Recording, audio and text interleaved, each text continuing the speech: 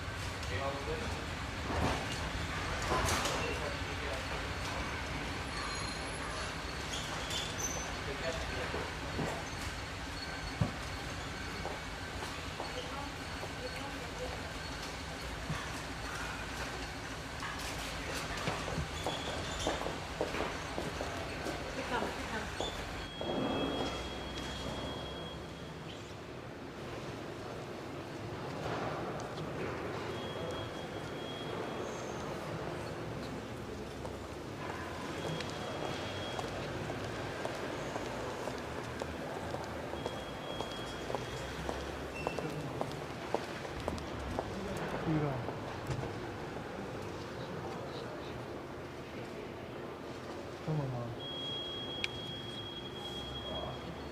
Tamamdır abi. Az önce söyledim. Hazırlıyor dedi. Tekrar teydim abi. Tamam. Tamam. Tamam.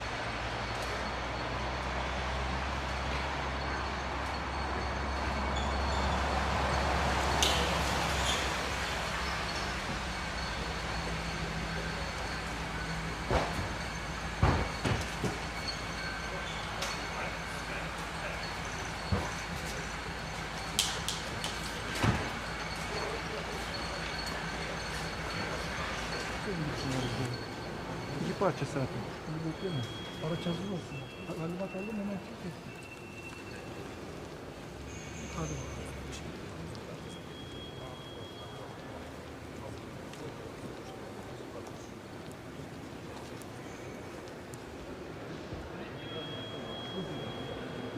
זה רק משפט הדרום, איתן.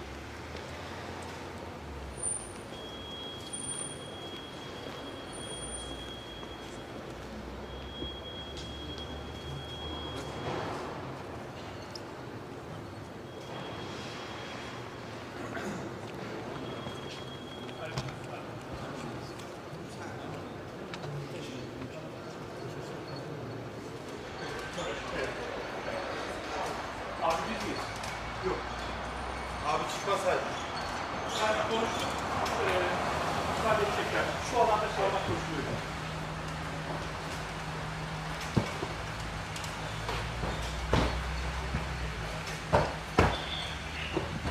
Abi bakar oradan alacaksın.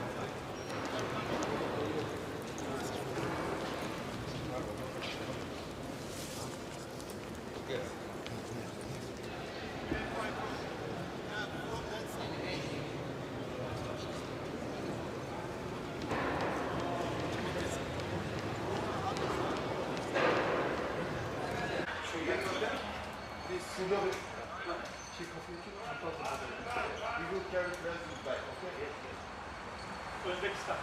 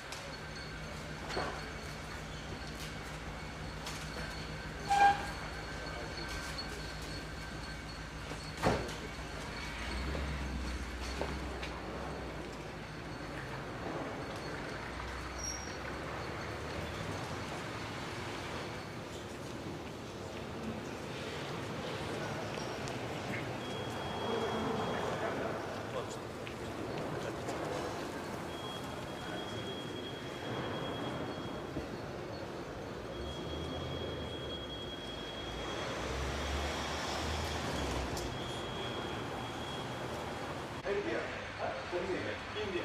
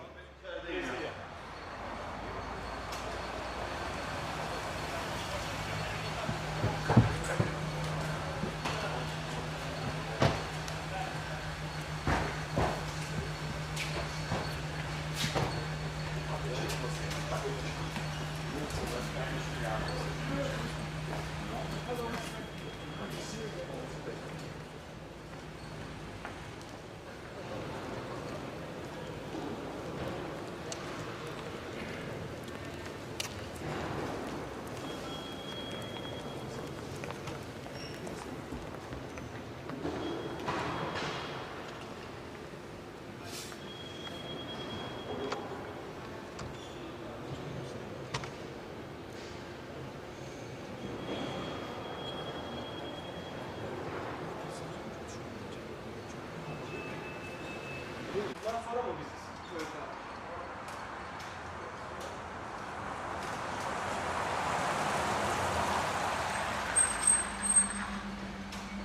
Değil değil mi abi? Yani dersten bundan sonra biz olabiliriz. Solu devam ediyoruz.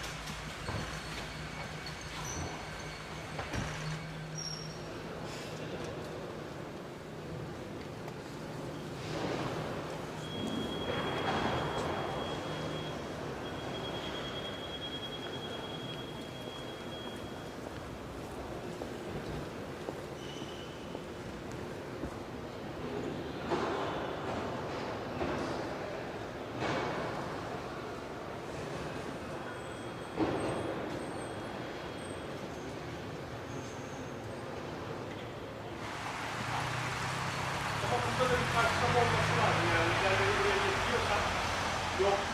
Yani bütünde yapamadılar. Karşılama olayı sevmiyorlar yani. Yok yani özellikle de bilerek yapmazlarsa o şey.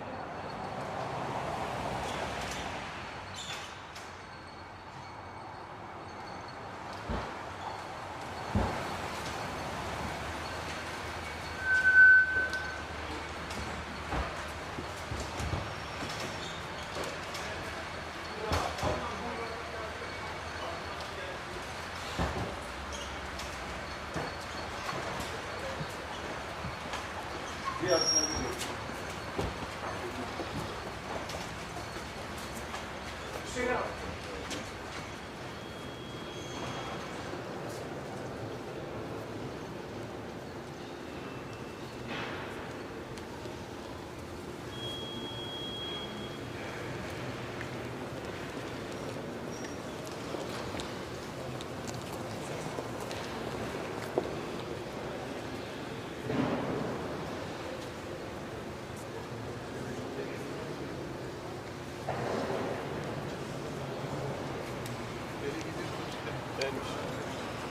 Sen mi alıyorsun?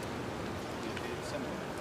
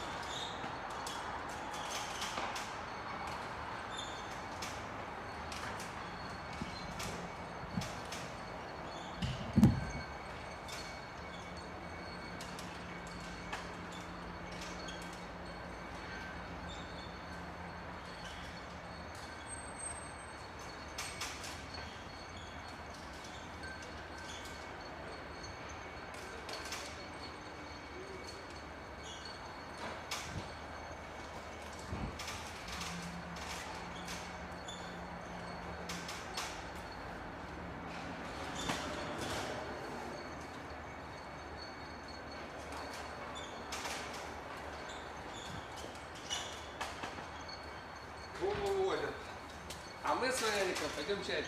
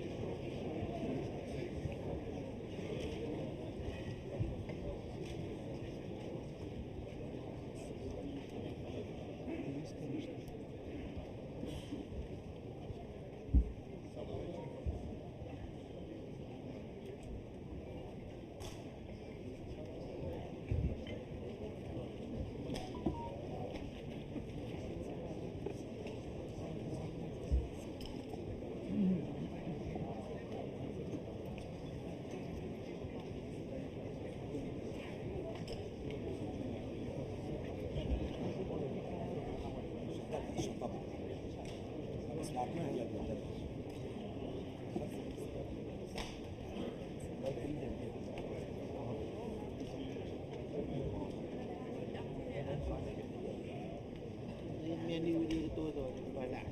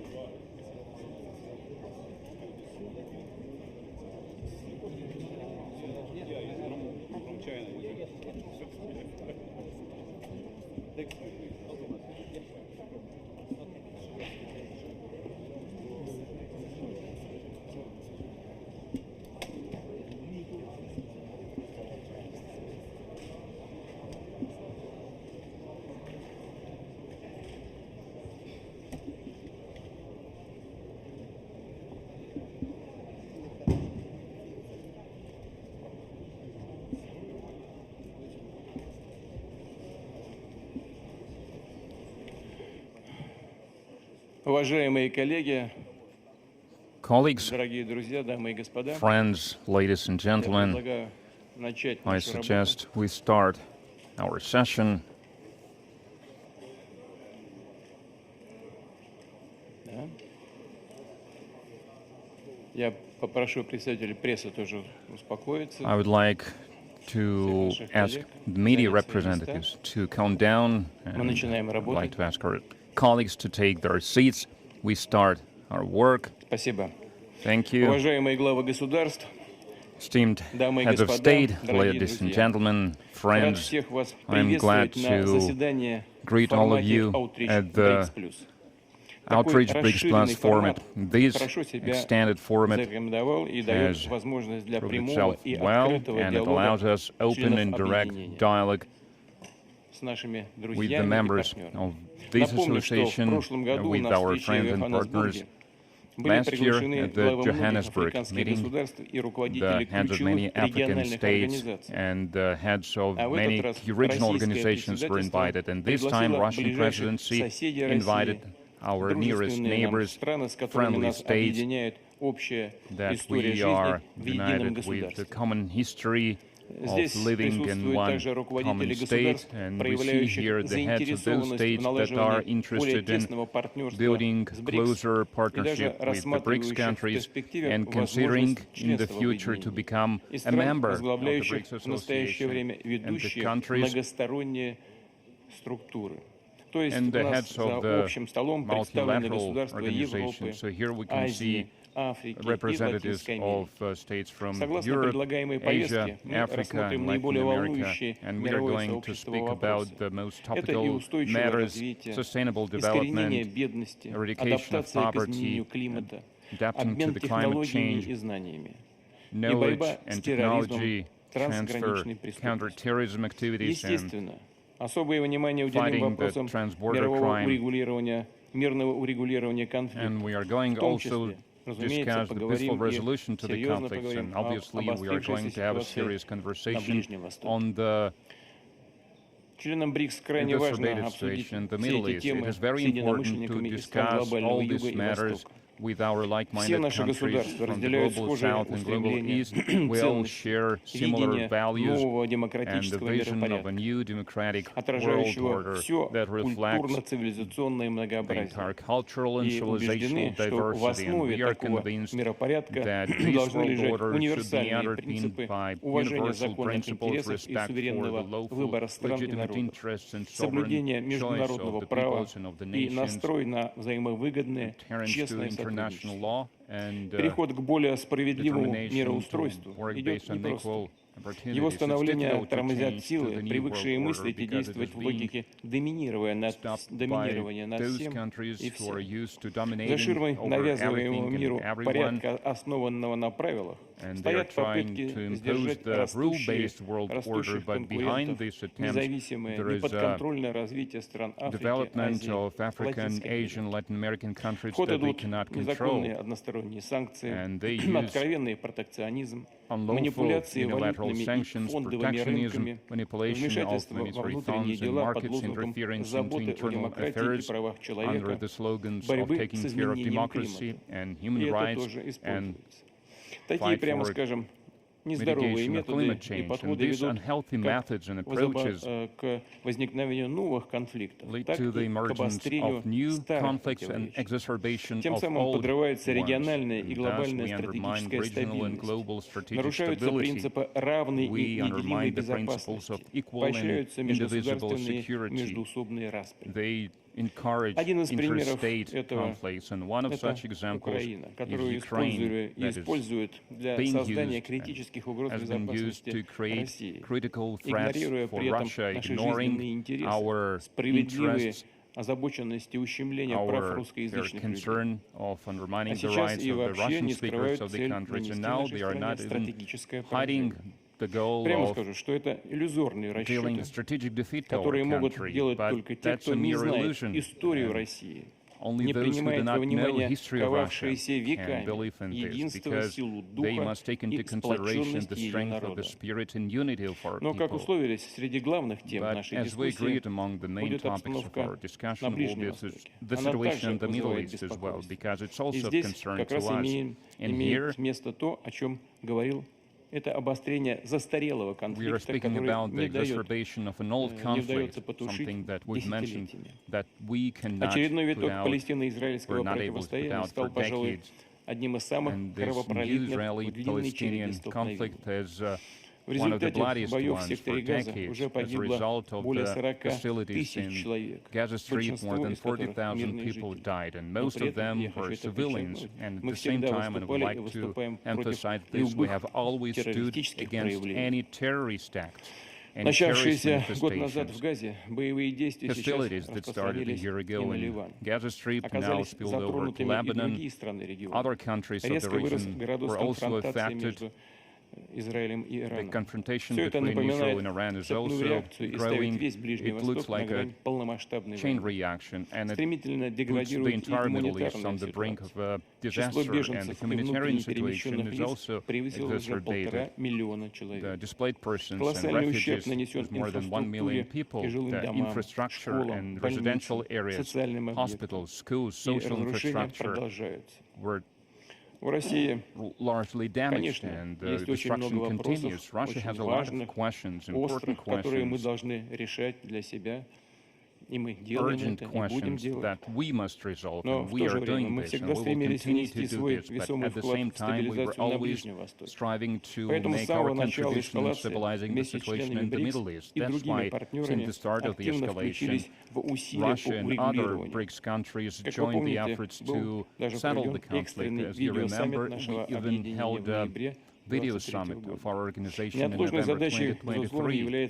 Another important task, urgent task, is starting complex political process to resolve the Middle Eastern problem in full. We need to stop the violence, to ensure the assistance to those who suffered, to mitigate their sufferings, to ease their suffering, and settlement must be reached based on the recognized legal basis. Hence, the independent Palestinian state must be established that would peacefully coexist with Israel. Fixing this unfairness towards the Palestinian people can serve as a guarantee to peace in the Middle East. And until this matter is not resolved, this vicious circle of violence will not be broken. People will continue to live in the atmosphere of permanent crisis that would recur over and over again. I'd like to reiterate this. The key demand to restore peace and stability in the Palestinian territory to the implementation of the two-state formula that was approved by the Security Council resolutions and the UN General Assembly. Speaking about the situation in general, I would like to emphasize that the states represented here have huge opportunities, resources, capabilities. They have authority globally, and they employ it to ensure global security, promoting the processes of sustainable development. Many of our countries came up with their own useful initiatives. Russia came up with the idea to form, based on an inclusive, non-discriminatory basis, of the system of equal and indivisible security in the region. The idea is to ensure true stability and to create conditions for the peaceful development of all the countries and nations on the continent. And it is symbolic that our today's session is taking place on the day when we celebrate the United Nations Organization. It is on October 24th, 1945.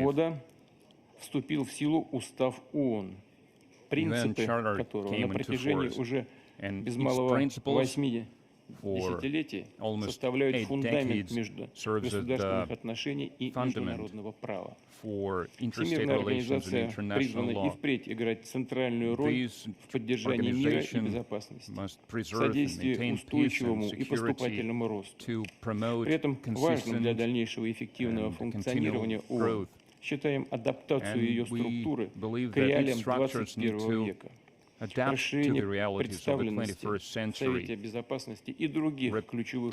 reform the representation in the Security Council and to carry out other key reforms in regards to the countries of Asia, Africa, and Latin America, including those countries whose leaders are represented here. The United Nations development and financial institutions should also be reformed.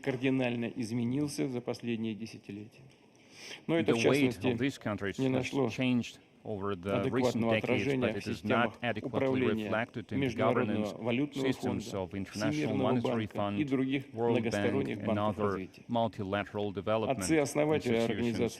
Founders of the United Nations organizations saw its role in being centered to concert the efforts of everyone, because only by working together collectively we can respond to the global challenges and threats to resolve such goals as the counter-terrorist activities, illegal drug trafficking, corruption, organized crime, including criminal use of information technology, and of course to ensure stable economic growth for the prosperity of entire mankind. It is obvious that the next wave of the global economic growth is now being born in the global majority countries. So the time has come to discuss the idea to establish the platform to tap into the potential of the rapidly growing economies, to increase investment flows to the countries of BRICS, to the countries of the global south and the global east, and to put an emphasis on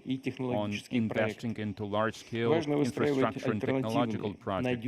We need to build alternative, free of any dictate, multilateral financial mechanisms, logistic chains, industrial chains, to ensure the transfer technology, knowledge, transfer technology and transfer knowledge to ensure the stability of international transport corridor. Russia works with our partners on such globally important routes as the North-South corridor and Northern Sea route, and we invite all the interested parties to join this effort. As we all are aware, climate plays an important role in sustainable development, and it is only logical that the international climate agenda must be aimed at working at practical solutions for the global warming problem, and we need to ensure the access for the global south and global east countries for funding and technology to help them to adapt to the climate change. I would like to emphasize that Russia strives to participate in the global climate process. Our country is one of the leaders in reducing the greenhouse gases emission, and its carbon balance is one of the greenest in the world. The share of environmentally pure gas, nuclear, hydro power generation is 85% in our country. In Russia, we have more than 20% of the global forests, and by absorbing the greenhouse gases, it helps to mitigate the climate change. And Russia makes great contribution to ensuring global food and energy security. Over the last year, we exported more than 100 million tons of agricultural produce, and we have become one of the leaders on the grain supply, and we are one of the leaders among the energy exporters. Within BRICS, we have initiated the establishment of the grain trade platform, and these mechanisms will help to ensure transparent trade among the association members and other countries. And at the same time, I would like to note that Russia, as all the BRICS countries, are open to work with the global south and global east countries to promote inclusive and sustainable development with the goal to build a better world, the world where the opinions and interests of every nation will be taken into consideration, their right for sovereign development will be respected, their sovereignty would be respected, and the value of all the cultures, traditions and religions will be recognized. I hope that today's discussion will be constructive and thorough, and will make significant contribution to resolving international and regional issues. Thank you for your attention, and it is my pleasure to give the floor to the President of the People's Republic of China, Xi Jinping.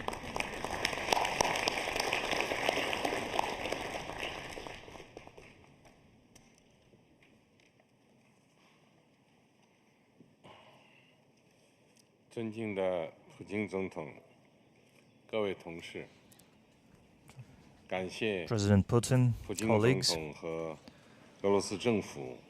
I thank President Putin and the government of Russia for the organization of today's dialogue among leaders in the BRICS Plus format. I'm happy to welcome all of my colleagues here, and I'm happy to meet my old and new friends here in Kazan. The collective rise of the global South countries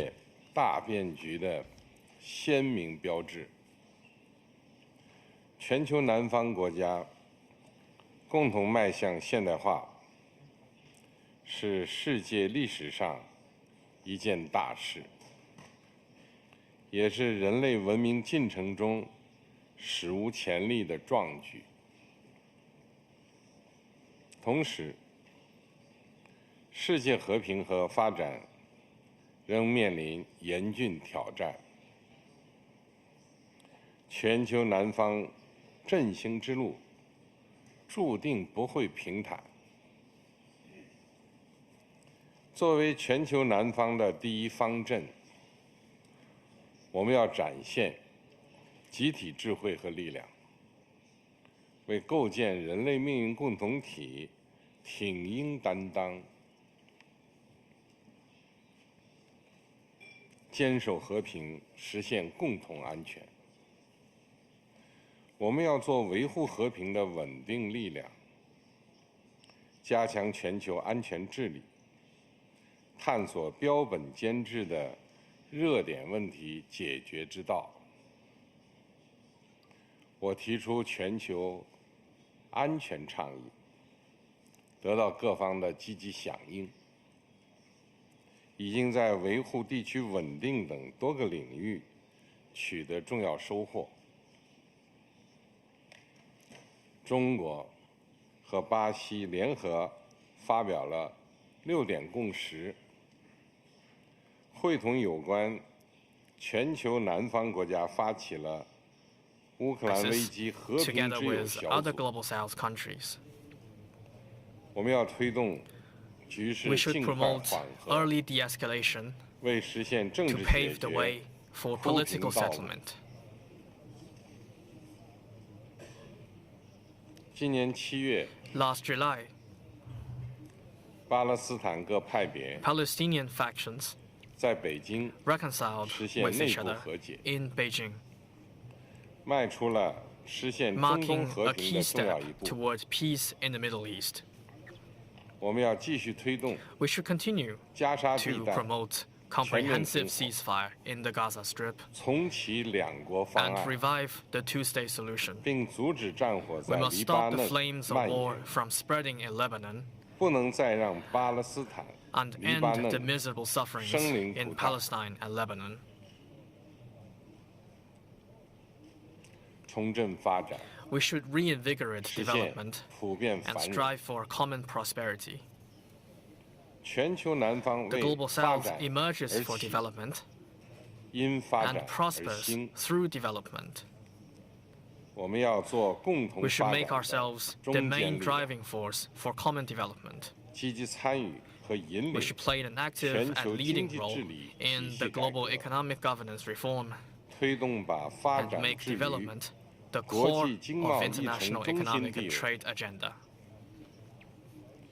全球发展倡议提 Since 出 its 3年来， introduction 3 years ago, 已经动 the 员 Global 近 Development 200 Initiative 亿元， has helped make 美元 available nearly 发展资 $20 金， billion of 开展 development 了 funds 1100多 and 个项 launched 目。 more than 1,100 projects. 全球工业与制造业人 And 工智能 recently, 联盟 the Global Alliance 卓越 on 中心 Artificial Intelligence for 近 Industry 期 and Manufacturing 落 Center of 户上海。 Excellence has been established in Shanghai. 中方还将建立全球 China will 智 also 慧海 build 关 a world 在 smart 线合作 customs 平台 community portal 和金砖国 and the 家 BRICS 海 Customs 关 Center 示 of 范中 Excellence. 心，欢迎各国 We 积极 welcome 参与， active participation by all countries.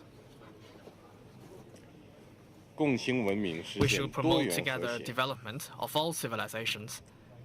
多样文 and 明 strive 是 for 世 harmony 界 among 的 them. 本色， Diversity of civilization is the 我们要做 innate 文明 quality 互 of the 鉴 world. 的促进力 We 量， should be advocates for exchanges 增进 among civilizations. 沟通对话， We should enhance communication 支 and 持彼 dialogue 此走 and 符合 support 本 each 国 other 国情 in 的 taking 现 the 代 path 化 to 道路。 modernization suited to our respective 我 national 提出 conditions. 全球文明倡议 The，Global Civilization Initiative I 就是要 proposed 推动建设 is 美美与 exactly 共 for 的 the purpose 世界 of 文明 building 百 a 花园。 garden of world civilizations in which we can 中 share 方将 and 牵 admire 头 the 成立 beauty of each 全 civilization. 球南方智 China 库 will 合作 coordinate with 联盟， others to form a global south think 促 tanks 进各国人 alliance 文交 to 流和 promote 治国理政 people-to-people exchanges 互学 and experience sharing 见。 in governance.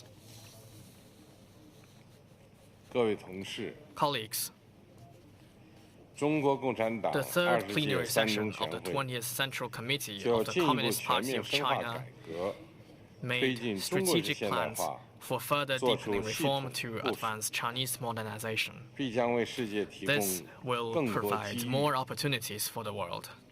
上个月， Last month, 中非合作论 we 坛北京 held 峰 in 会 Beijing a successful 成功 summit 举办， of the Forum on China-Africa 宣 Cooperation 布了 and announced 10 partnership actions for China and Africa to jointly advance modernization. This will instill new energy for the Global South on its way toward modernization. No matter how the international landscape evolves, we in China will always keep the Global South in our hearts and maintain our roots in the Global South. We support more Global South countries in joining the cause of BRICS as full members, partner countries, or in the BRICS Plus format, so that we can combine the great strength of the Global South to build together a community with a shared future for mankind. I thank President Putin for all the preparations for the summit, and I congratulate on the successful convention of this summit. Thank you.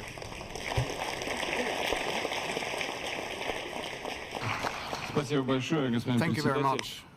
Mr. President, China has been doing a lot to promote the BRICS development and, by and large, to improve the global situation, investing a lot of resources in administrative and financial terms. So many thanks to you. And now I'd like to yield to our Egyptian friends.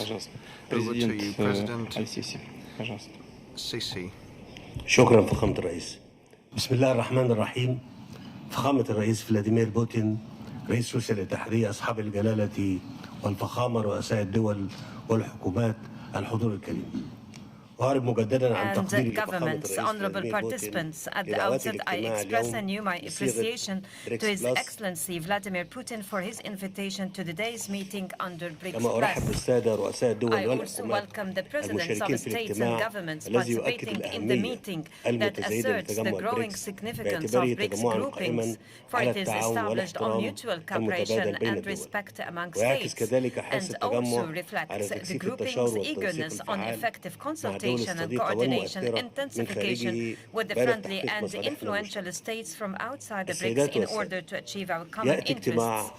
Ladies and gentlemen, today's meeting comes with the critical international circumstance simmering with compounded crises and challenges. It witnesses a threat to the credibility of the multilateral international order that is overshadowed with protectionist tendencies and unilateral policies. Egypt, amid such bewilderment, believes it is essential for the developing countries to come together and reinforce South-South cooperation as one major medium for encountering the current challenges. Egypt has always been at the forefront of nations who are keen to bolstering cooperation among developing countries, in addition to its assiduous endeavor to reinforcing the interests and the priorities of the South states in various international fora.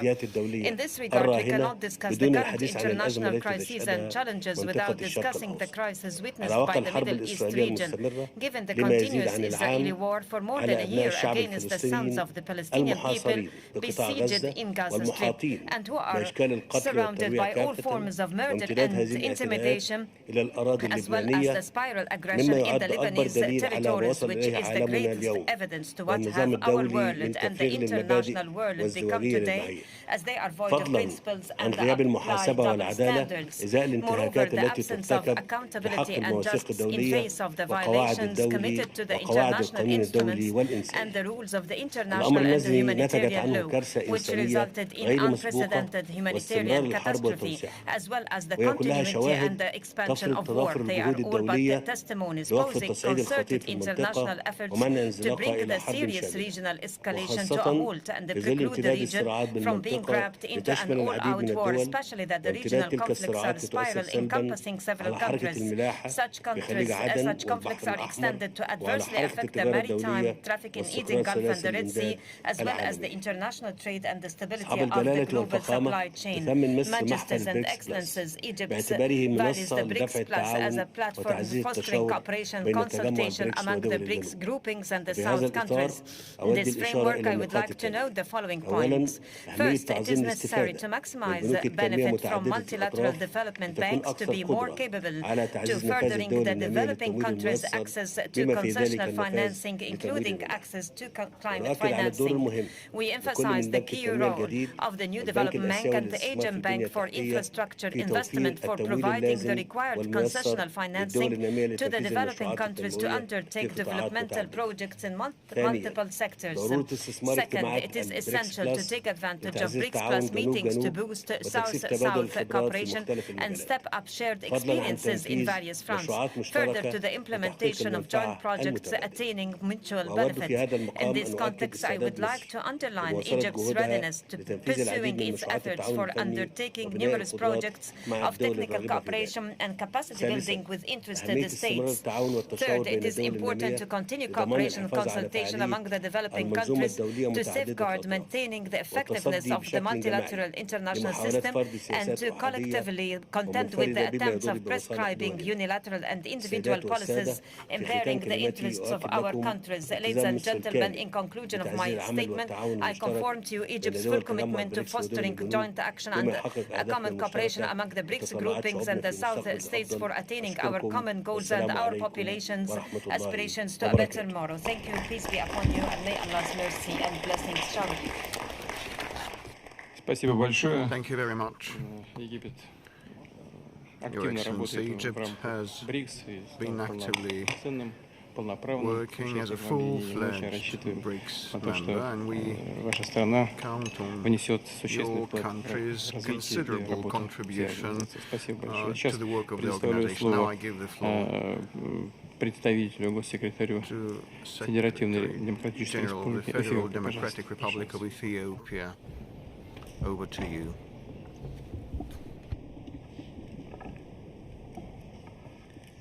Your Excellency Vladimir Putin, President of the Russian Federation, Excellencies, Head of State and Government, distinguished delegation members, I would like to thank His Excellency President Vladimir Putin for covering this important gathering that brings together BRICS members and countries from the Global South. This deliberation with emerging economies and developing countries allows us to reflect on ways to enhance South-South cooperation and exchange of views on how to advance our shared objectives and visions to accelerate development in our countries and advance measures to reform global governance. Mr. President, Excellencies, as countries of the Global South, we have historic responsibility and opportunity to pool our resources together, align our positions, and work towards confronting the many crises the world is facing. We can contribute to the reduction of conflicts devastating many countries in several regions and contribute to alleviating human suffering. We should endeavor to achieve sustainable development goals by mobilizing development finance and alleviating the heavy debt burden on our economies. Predictable, transparent, and expedited debt restructuring remains achievable and will contribute to sustainable development. Access to critical concessional finance unconstrained by socially burdensome conditionality respects policy autonomy for developing countries and facilitates necessary economic reform. Mr. President, as we all know, the influence of emerging market and developing countries in global affairs is growing. It is therefore incumbent on us to strengthen our solidarity and partnership to speak in common voice and leverage the process of global governance reform. Ethiopia believes that the reform of the multilateral economic and financial institutions should be at the top of the priorities of our cooperation. We must work hand in hand toward democratizing the decision-making process by expanding the representation of the Global South, particularly Africa, in the governance of the global economic institution. We should also work towards reviewing the quota system to reflect the current economic status of developing member countries. The Global South should strive to capture the momentum for change to drive action toward new financing facilities for development.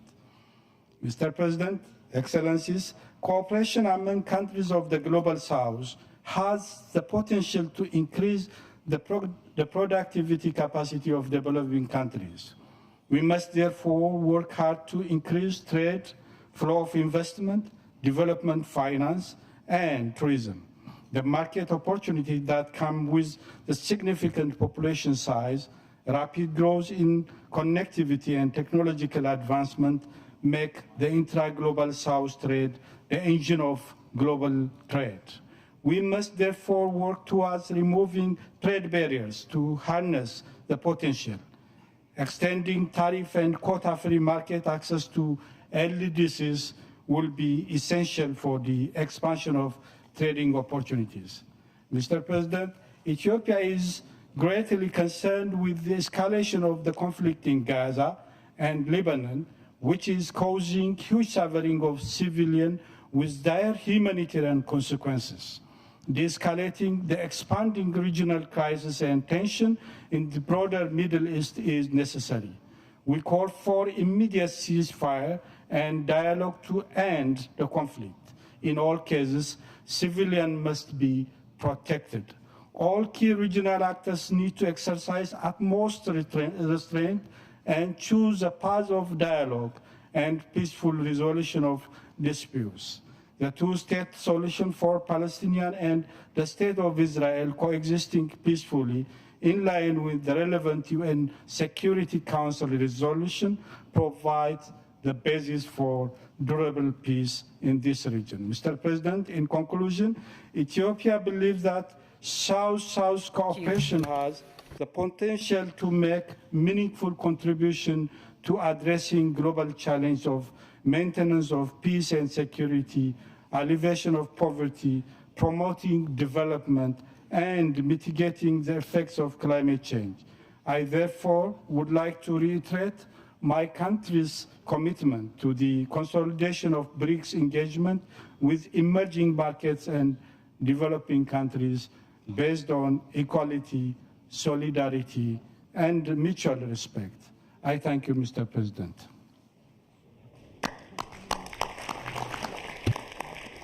Thank you so much. Ethiopia has been actively engaging in BRICS, and I'm sure, considering the rates of development of your country, considering its growth and role both in Africa and worldwide, it will be continuing contributing to our grouping. Thank you. Now, the floor is given to the President of the Islamic Republic of Iran.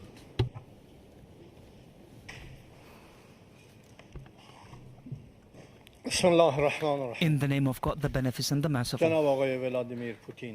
Your Excellency, Mr. Vladimir Putin, distinguished leaders of the world, ladies and gentlemen, I hope that through this collaborative and interactive forum, and based on the inspiring theme of this summit, BRICS and the Global South, co-constructing a better world, we can take a significant step towards establishing a better system and fairer relations based on collective satisfaction. This coalition building and striving for constructive and friendly relations are part of today's reality and the desire of many countries and international actors to break free from unilateralism. The foundations of unilateral equations and a balance based on unipolar hegemony are extremely shaky and wavering. Many international structures and mechanisms stemming from this approach, such as the UN Security Council, the International Monetary Fund, human rights institutions, and other examples, have lost their effective and constructive functionality due to politicization and the influence of Western governments. That is why, since its inception, this BRICS group, with its lofty and popular goals, has been able to become a successful model of cooperation and convergence among countries on the regional and international stage. This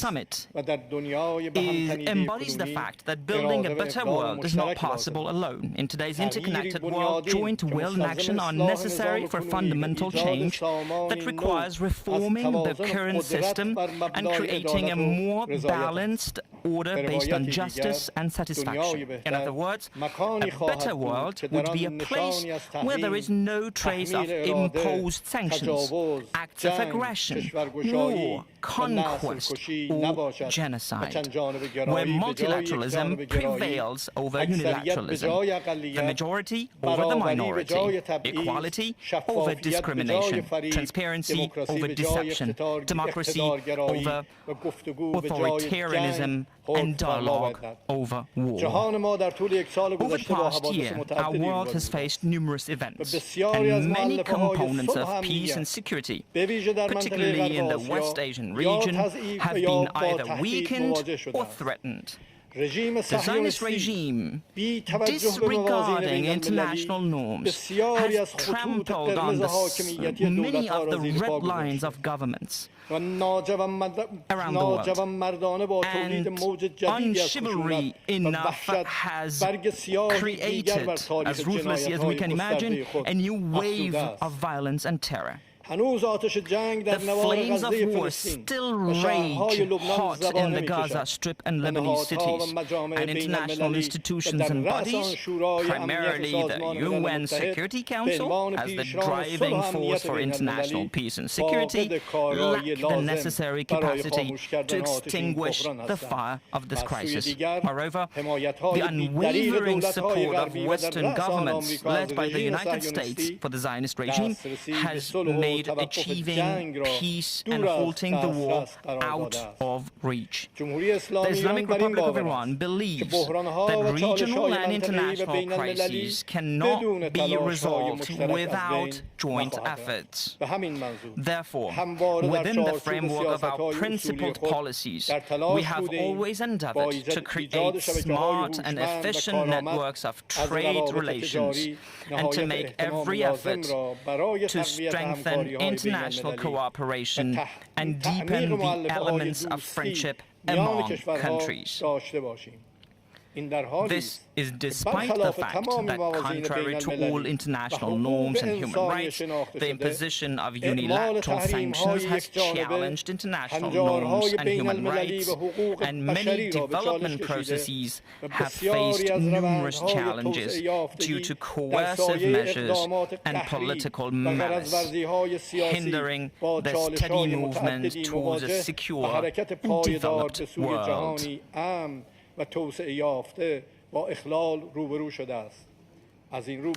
BRICS and BRICS Plus must design and implement a transparent, fair, inclusive, non-discriminatory and rules-based mechanism for multilateral trade, with a special focus on the Global South and developing and least developed countries.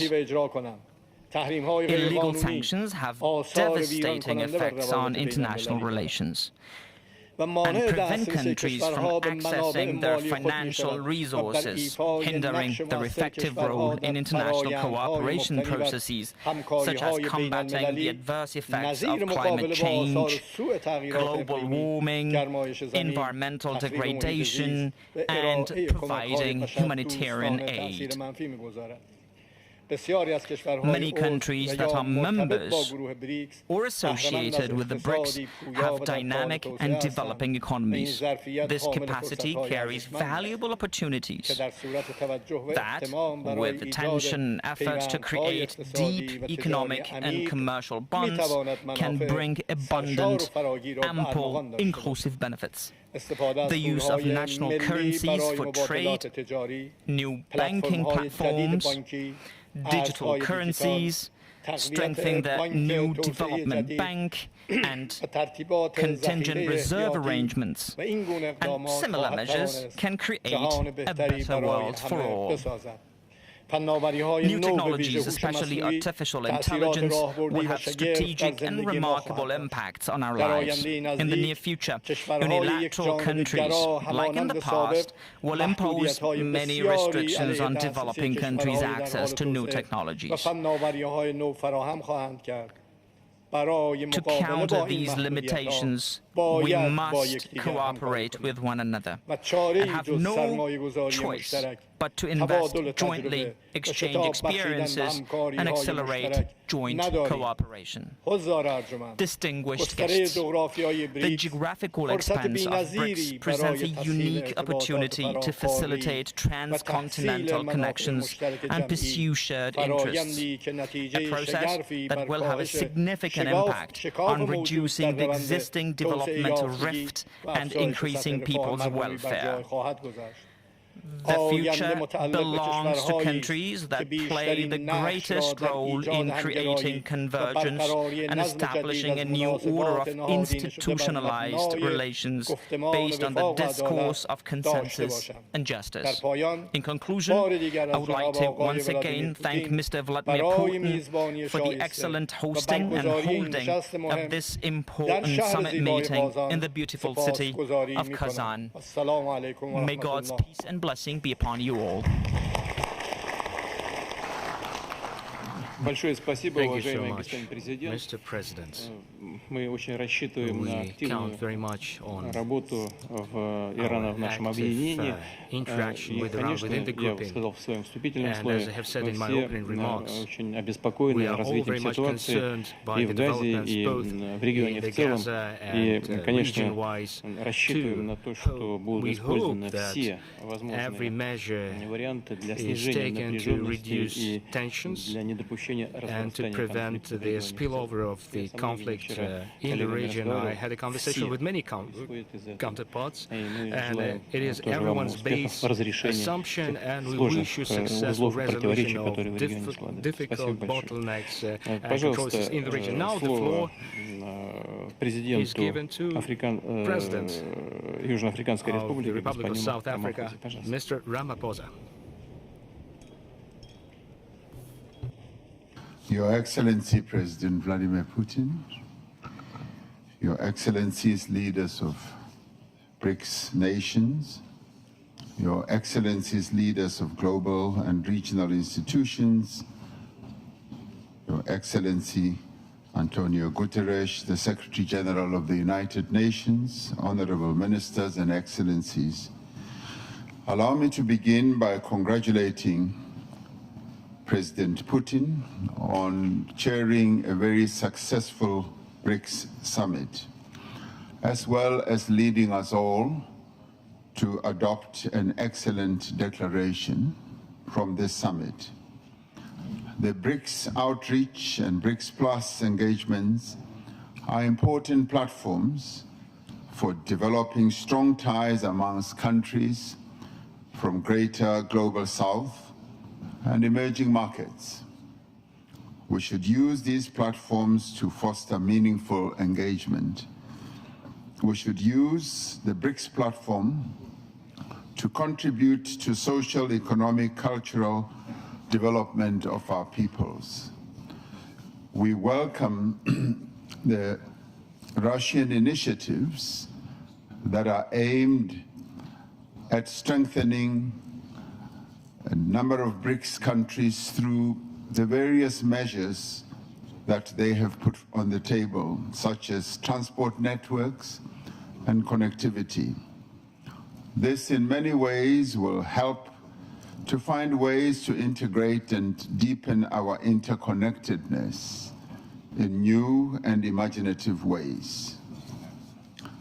The African Continental Free Trade Area will make a huge contribution itself to unlock opportunities for trade and investment for local and global businesses.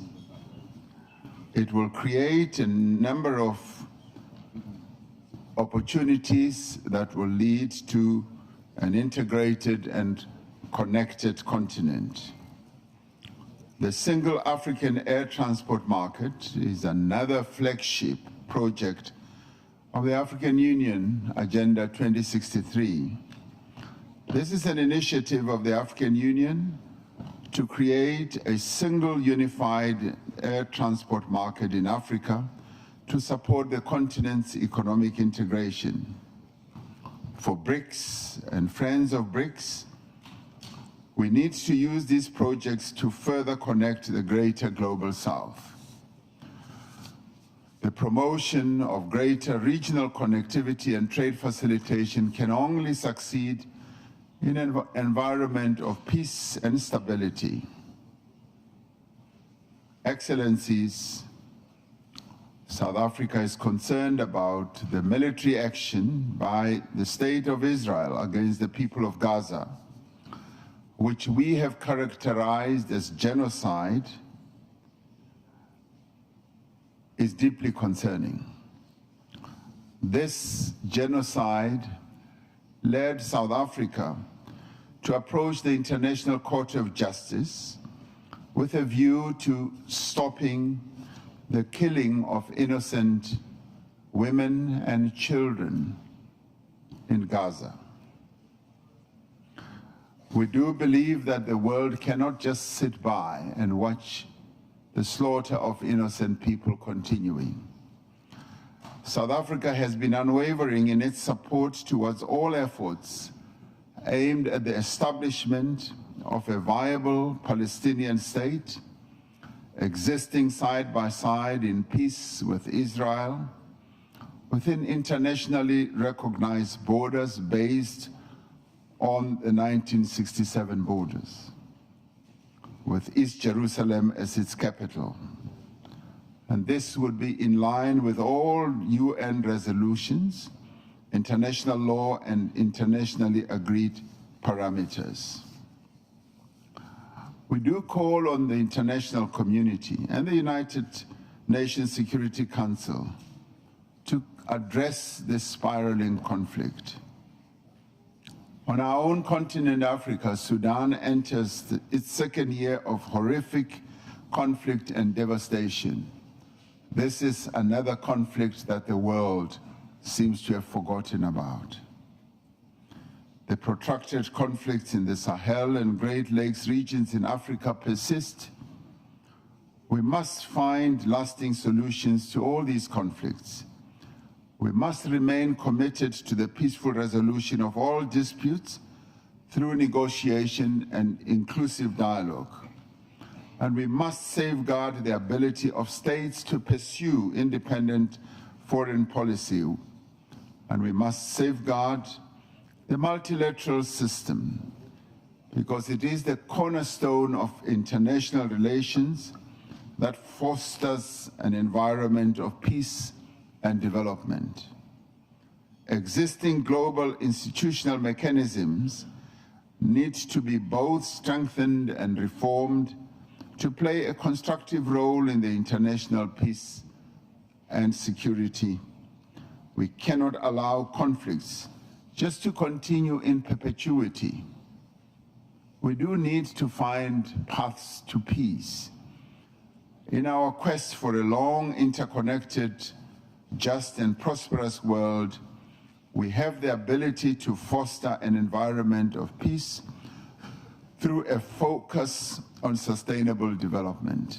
We must also continue to support nations and peoples who seek to end the cycle of conflict and choose the path of peace. I thank you.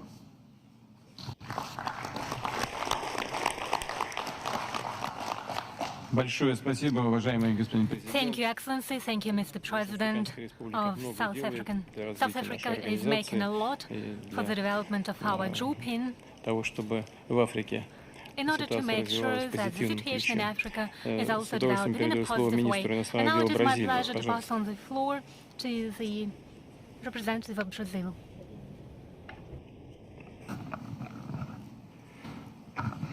Excelentíssimo Senhor Presidente Putin, senhores chefes de Estado, de governo e convidados. É uma honra representar o presidente Lula nesta sessão plenária da cúpula do BRICS com os países convidados. É também prazer estar ao lado de países amigos do BRICS. O interesse que despertamos é ao mesmo tempo um motivo de orgulho e um lembrete da nossa responsabilidade. O BRICS não é uma simples sigla inventada por um economista. Por trás dessas 5 letras, há uma realidade palpável construída ao longo de décadas de esforço por um mundo mais equânime.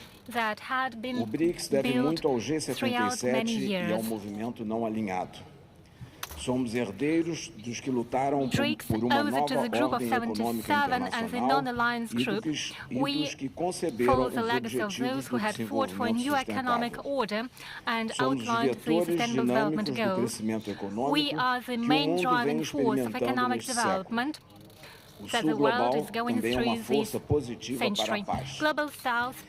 No passado, a Liga Árabe capitaneou uma iniciativa pela paz que representava uma opção equilibrada e realista para a resolução do conflito entre Israel e a Palestina. Hoje, o Egito tem sido imprescindível para que a ajuda humanitária chegue a quem precisa em Gaza, enquanto o Qatar atua como ponte entre Hamas e as autoridades israelenses. Foi o Brasil quem, na presidência do Conselho de Segurança, em outubro do ano passado, primeiro propôs uma resolução sobre a atual situação que foi rejeitada pelo veto de um único país. Foi a África do Sul quem, com coragem, recorreu à Corte Internacional de Justiça para dar um basta no genocídio que vem sendo perpetrado contra o povo palestino. Foram os países do Sul Global que votaram a favor da resolução da Assembleia Geral da ONU que pede a cessação das hostilidades. Enquanto isso, o papel desempenhado por outros países tem sido, no mínimo, decepcionante, para não dizer conivente. Os que se arrogam defensores dos direitos humanos fecham os olhos diante da maior atrocidade da história recente. Deixam assim desmoronar a autoridade do Conselho de Segurança e a integridade do direito internacional humanitário. Não haverá paz enquanto não houver um Estado palestino independente. A decisão sobre sua existência foi tomada há 75 anos on the establishment of this state was adopted 75 years ago by the United Nations Organization. However, that very UN that created the State of Israel is now bound. There is no justification to the acts of terrorism like those committed by Hamas, but unproportionate reaction of Hamas was a collective punishment against the people of Palestine. More explosive were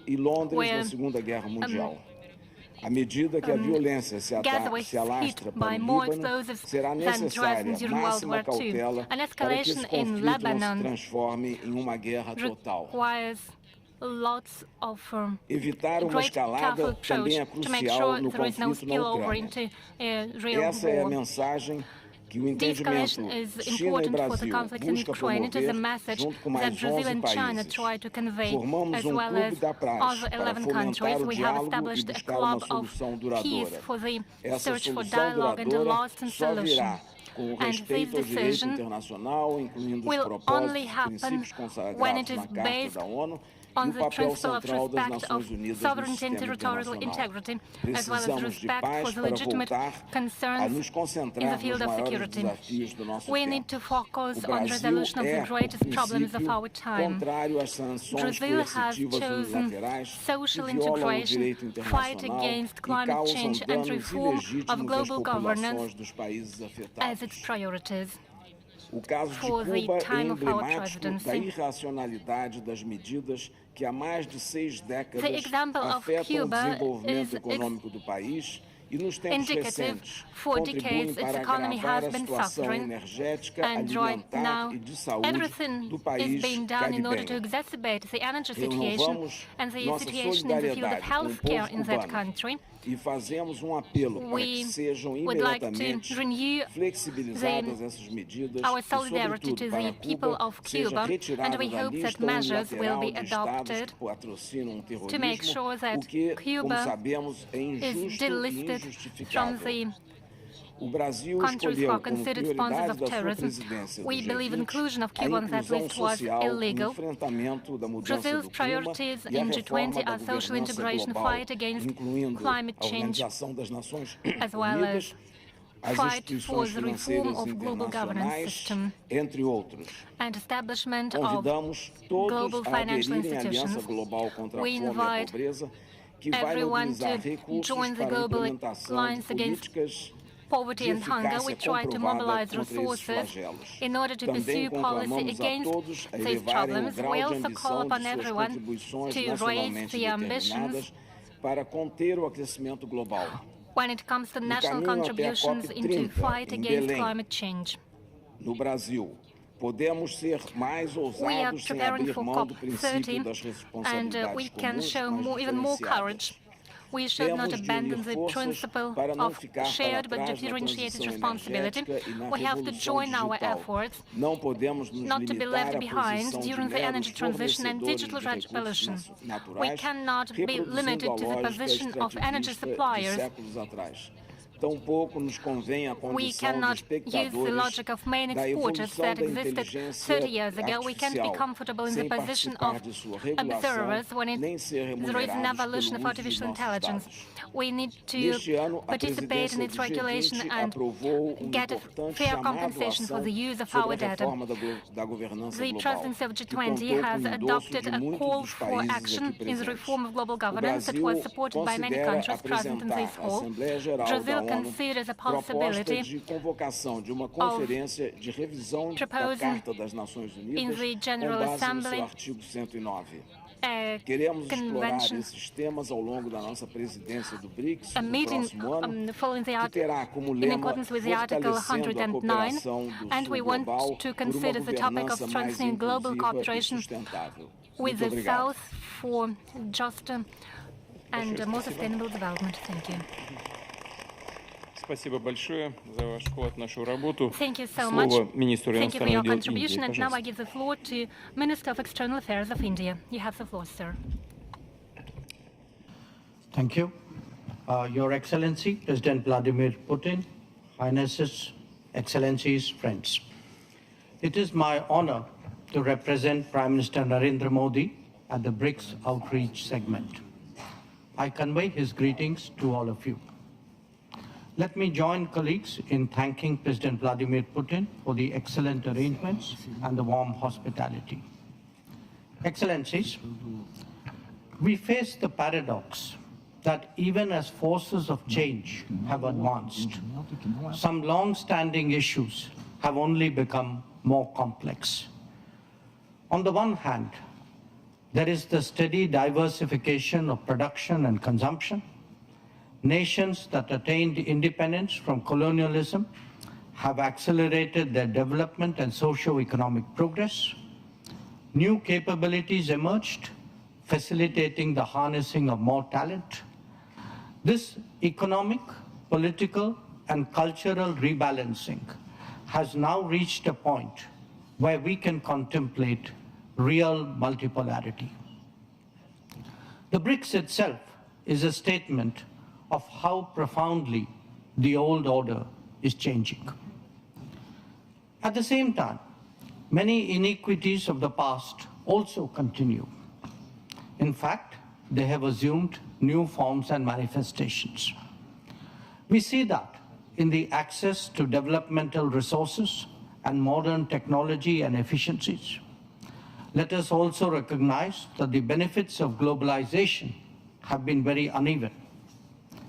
Adding to all that, the COVID pandemic and multiple conflicts have aggravated the burdens borne by the global South. Concerns of health, food, and fuel security are particularly acute. The Summit of the Future underlined that the world is in real danger of falling significantly behind in realizing SDG targets. How do we reconcile this contradiction and ensure that the benefits of change reach those who are currently left behind? How do we create a more equitable global order? First, by strengthening and expanding platforms of an independent nature, and by widening the choices in different domains and minimizing undue reliance on those that can be leveraged. This is really where BRICS can make a difference for the global South. Second, by reforming established institutions and mechanisms, especially the UN Security Council in the permanent and the non-permanent categories. So too, the multilateral development banks, whose working procedures are just as outdated as that of the UN. India initiated an effort during its G20 presidency, and we are glad to see that Brazil is taking it forward.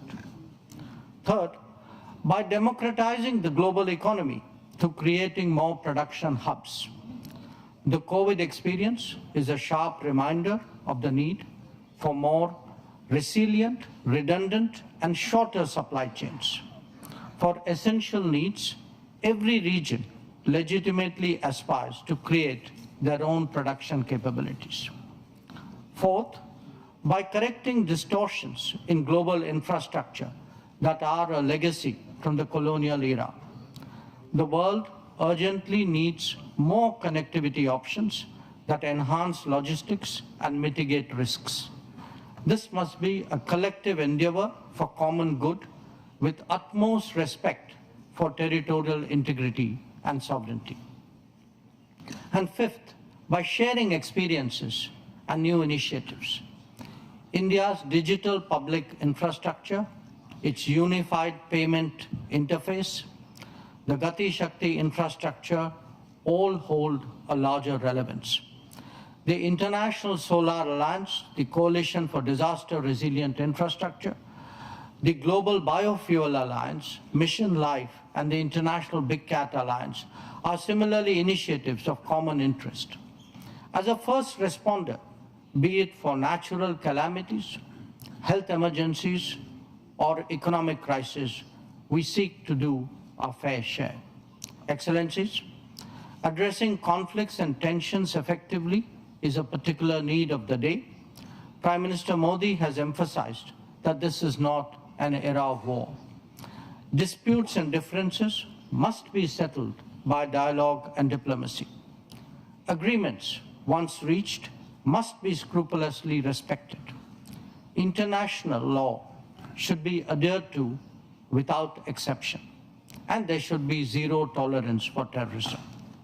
Excellencies, the situation in the Middle East, West Asia for us, is an understandable concern. There is a widespread anxiety that the conflict would spread further in the region. Maritime trade has also been deeply affected. The human and material consequences of further escalation are truly serious. Any approach has to be fair and durable, leading to a two-state solution. Excellencies, we meet in difficult circumstances. The world must be prepared to think afresh on long-standing challenges. Our gathering is a message that we are indeed prepared to do so. I thank you for your attention.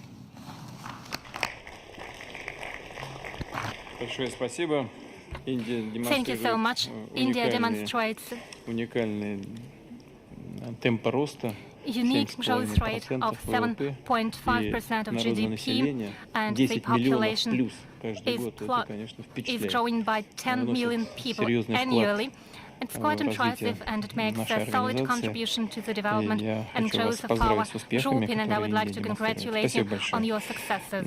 Thank you very much. And now I would like to give the floor to Deputy Prime Minister of United Arab Emirates.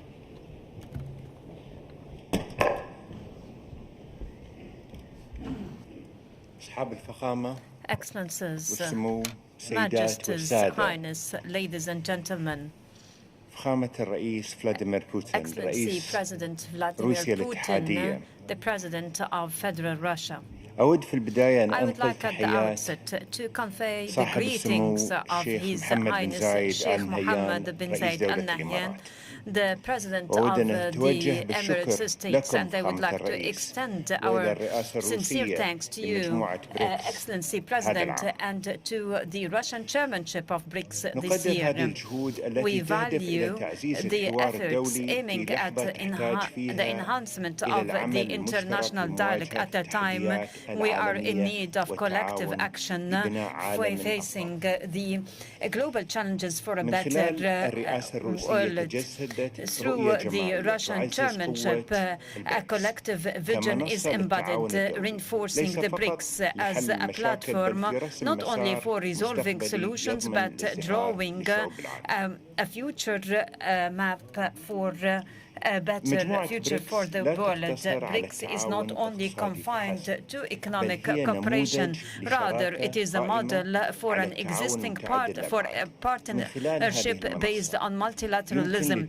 Through this platform, our states can benefit from various expertise and achieve common progress. This is the base out of which the Emirate goes forward. It has always put international cooperation at the core of its policies.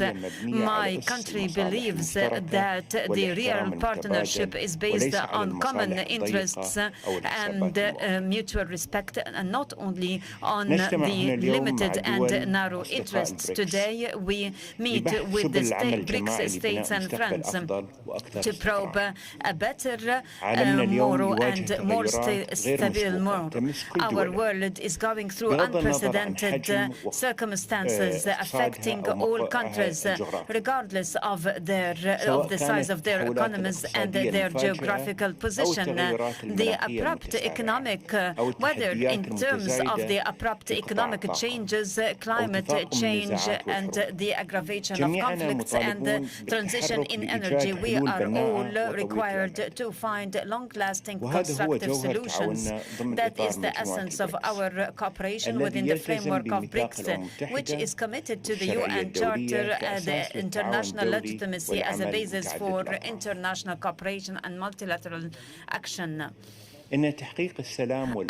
Attainment of international peace and security is solidly guarantee building a global forefront for encountering our common challenges, and is capable to put an end to the sufferings of the population, civilians in the flashpoints and conflict areas, and to build prosperity. On this basis, we call for a permanent and immediate ceasefire in Gaza Strip and unconditional access of aid to all civilians, and to start a new political track based on the two-state solutions, and show respect with all international legitimate decisions. Also in Lebanon, we reiterate the sustainability of supporting international efforts for de-escalation and immediate ceasefire, as well as put an end to the Israeli aggression and the humanitarian crisis. And we strongly condemn the violations to the international decisions and the UN and Security Council resolutions. Majesties and Excellencies, through our today's discussion to foster cooperation with BRICS states and France, like trade, investment, energy transformation, food security, and food and security in general. This will enhance facing the global challenges more effectively and finds foundations for long-lasting development. UAE believes that expansion of cooperation with partnership states is an opportunity for finding innovative opportunities, opening horizons for mutual benefit. In our today's world, multilateralism is not an option, yet a necessity. Challenges encountering us, economic, environmental, social, we cannot contend with by ourselves.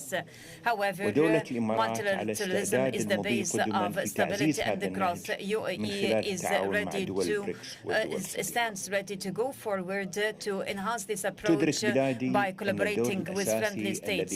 My country believes that the key role played by the emerging and developmental countries for forging the future of economy, we believe that the global South must be effective and influential partners in formulating the economic resolutions. UAE aspires through BRICS and close relationship with France to the promotion of openness, and we believe in building further platforms and partnerships for shared knowledge and expertise that contribute to the enhancement of our future. We proceed with the expansion and promoting, fostering the positive expansion, and we are supporting such reform. Excellency President, once again, I extend my sincere thanks to you and to Russia for the warm hospitality and the good organization. I hope the outcomes of our meetings would be a significant step to the fostering cooperation among the BRICS countries. Thank you. Thank you very much. And on our part, I'd like to ask you to give the thanks and the words of gratitude to the President of the United Arab Emirates for active participation in our work. Thank you. I would now like to give the floor to the President of the African Union, to the President of the Islamic Republic of Mauritania. Please, the floor is yours.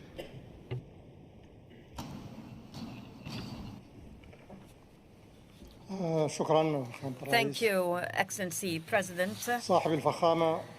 Excellency President Vladimir Putin, President of Federal Russia, the Chairman of BRICS session, Majesties and Excellencies, Presidents of states and governments, heads of delegations, ladies and gentlemen, at the outset I'm pleased to extend a sincere thanks to His Excellency President Vladimir Putin, President of Federal Russia, for his kind invitation to participating in the BRICS 16th Summit, held under the motto Multilateral Cooperation for the sake of security and fair development. We equally extend thanks for the superior due care and warm hospitality provided to us and to our delegation. I would like to express in my name and on behalf of the African Union our deep gratitude and commend to the BRICS grouping for the support given to the African continent and to the appreciated efforts exerted for gaining a permanent seat for the African Union in the G20. Excellencies, Highness and Majesties, ladies and gentlemen, the BRICS today forms one of the most significant platforms for upgrading multilateral cooperation, especially among the Global South.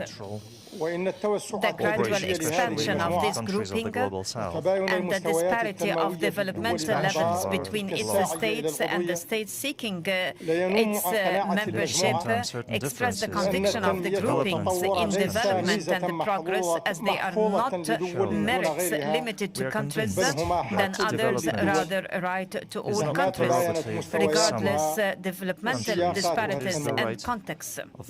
Therefore, we should listen to them, respect their priorities and their basic developmental needs. Development can never be neither effective nor sustainable unless it is comprehensive and is firmly established on international solidarity and cooperation. This general principle is the foundation for our convergence in the African Union for attaining SDGs. This is our position in the African Union. We think that stumbled and low SDGs and the existing impotence in lifting the enormous challenges in terms of security, economy, and environment encountering the world is partially due to the weakened multilateral cooperation and the imbalances of the global international financial political governance and the dramatic shortfall of solidarity of international regional solidarity and concerted efforts. Therefore, the world today, notably our African continent, is in a dire need of a new dynamic of multilateral cooperation and international solidarity and synergy.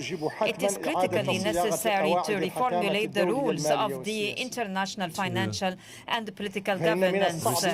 It is difficult to our African states to tap its huge development opportunities and liberalize its tremendous potentials in favor of development and growth, while indebtedness issue is still persistent, strongly impeding the development efforts. The development aid system proved its inability to achieving its aspired goals, in addition to the weak representation of the continent in multilateral financial institutions, which doesn't allow it to show respect to the international agenda of its urgent needs, notably related to infrastructure, reinforcing growth, technology transformation, enhancement of educational systems and new technologies. In the aggregate, a new chart for development must be put in place to be more flexible and sustainable and safeguard the countries, the least developing countries, easy access and fair access for financing customized to their priorities.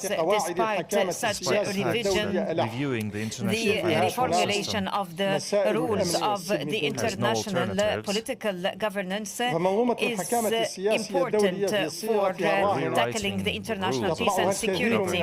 The international political governance in the current reformulation makes it more unfair and apply double standards in dealing with the issues on the account of the vulnerable and least developed countries. Double standards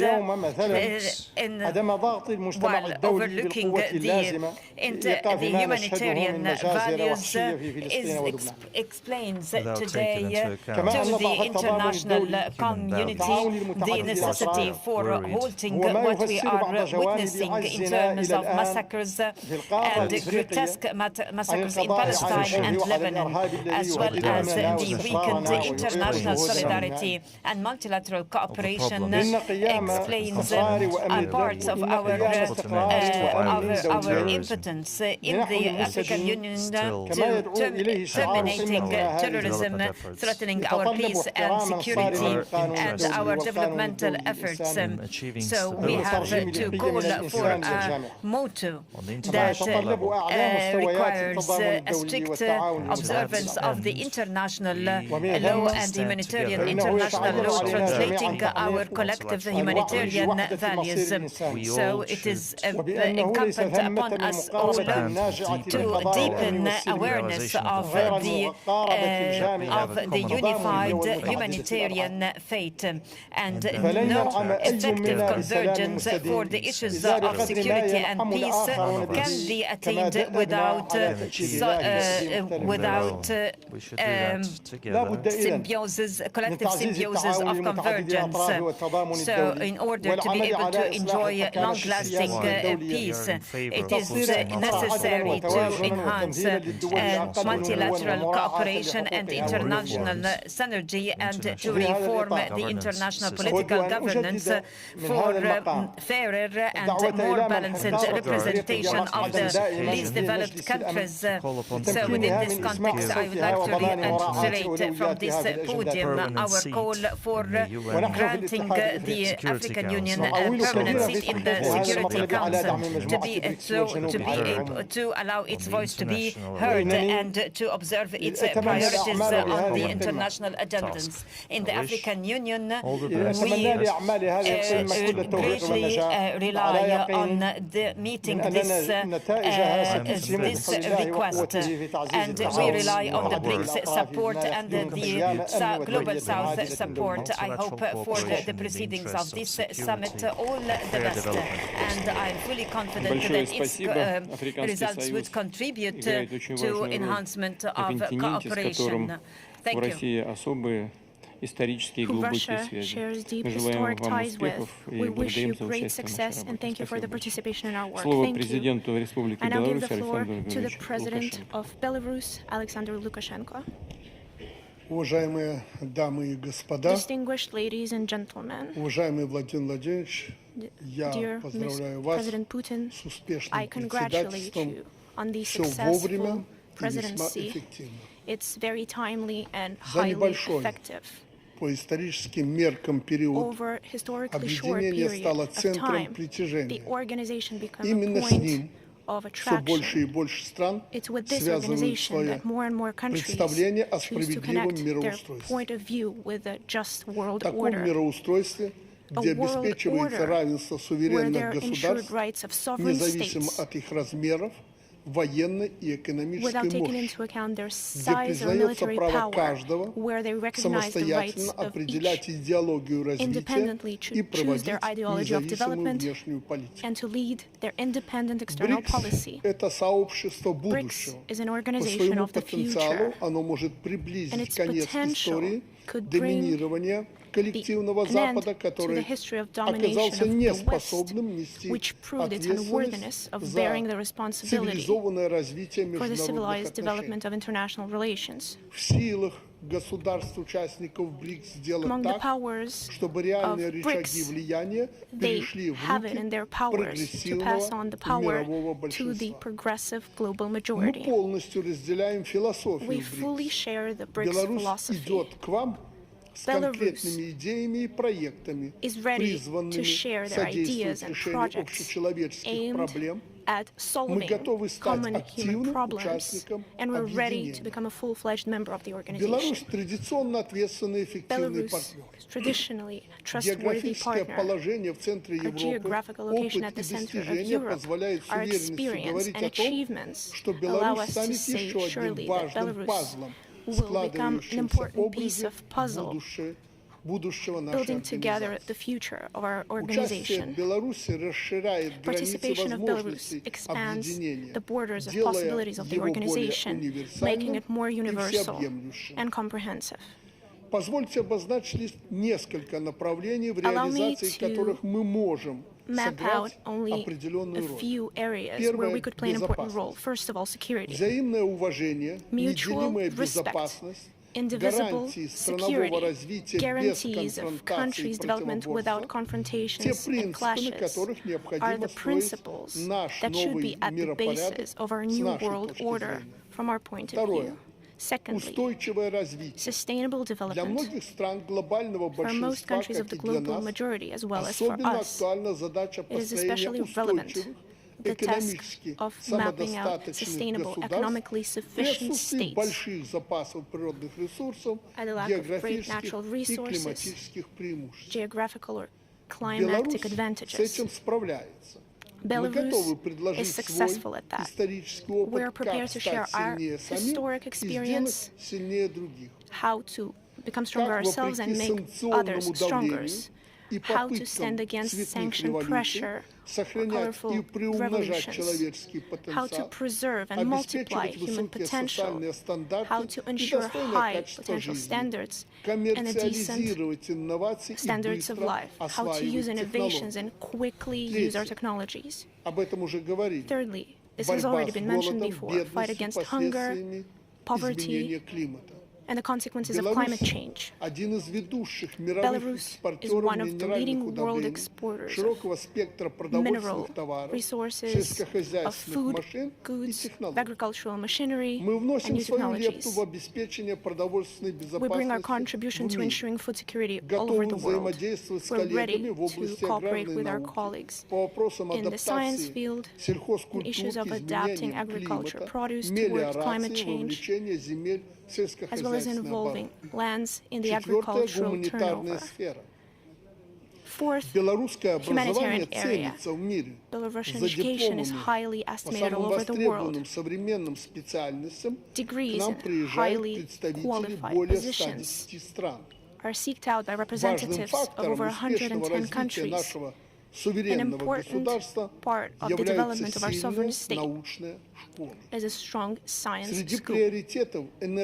Among our priorities are the energy technologies, nanomaterials, new energy sources, industry, biotechnologies, medicine, and the IT.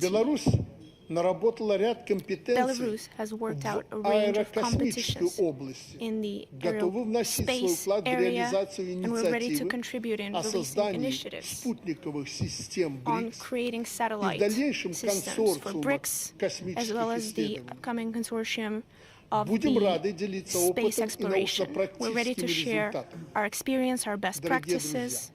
Dear friends, Belarus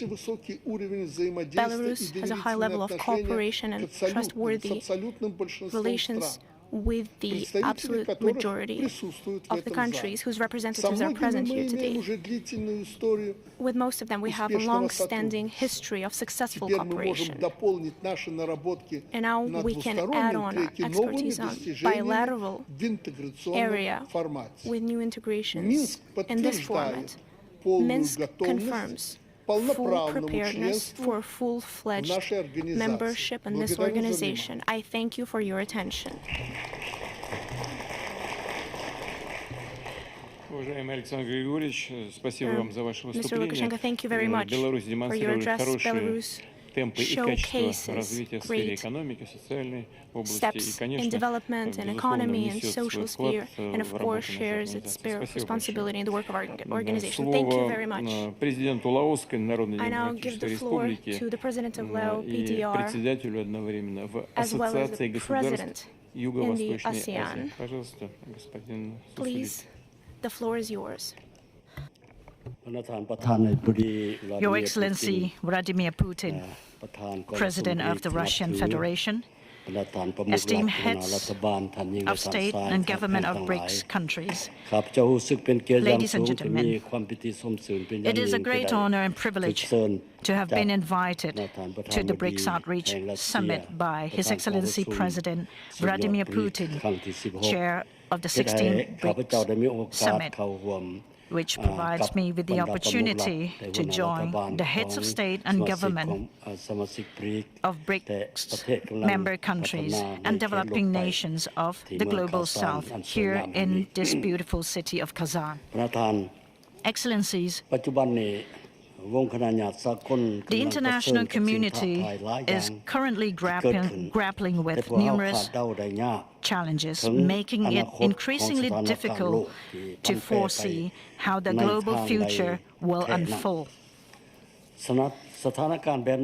These challenges pose a significant threat to global peace, stability, and security, while severely hampering development efforts of many nations, particularly developing ones. Today, more than ever, BRICS plays an indispensable role in reshaping the global order and fostering cooperation mechanisms that are just, equitable, and mutually beneficial to all nations, particularly the developing ones from the global south, which in turn contributes to building a better world. And this commitment aligns seamlessly with the theme of today's summit, Building a Better World Together. I therefore commend the Russian Federation as one of the founding members of BRICS for spearheading key initiatives and establishing much-needed frameworks aimed at creating new, yet long-awaited economic and financial difficulties that address the evolving and pressing needs of the international community. Excellencies, the Lao PDR places great importance on multilateralism as a fundamental mechanism for promoting sustainable development, while also emphasizing the crucial role of fostering international cooperation grounded in the principle of multilateralism, which is essential for building peace, security, and equitable development. In 2024 this year, the Lao PDR assumed the ASEAN chairmanship under the theme ASEAN Enhancing Connectivity and Resilience. We have identified 9 key priorities, including economic integration, inclusive and sustainable growth, digital transformation, cultural cooperation, environmental and public health collaboration, and the empowerment of women and youth. Additionally, we aim to build effective cooperation mechanism that will strengthen collaborations among ASEAN member states and with ASEAN dialogue partners, which also include BRICS member countries. And in this regard, allow me to share some of my thoughts as follows.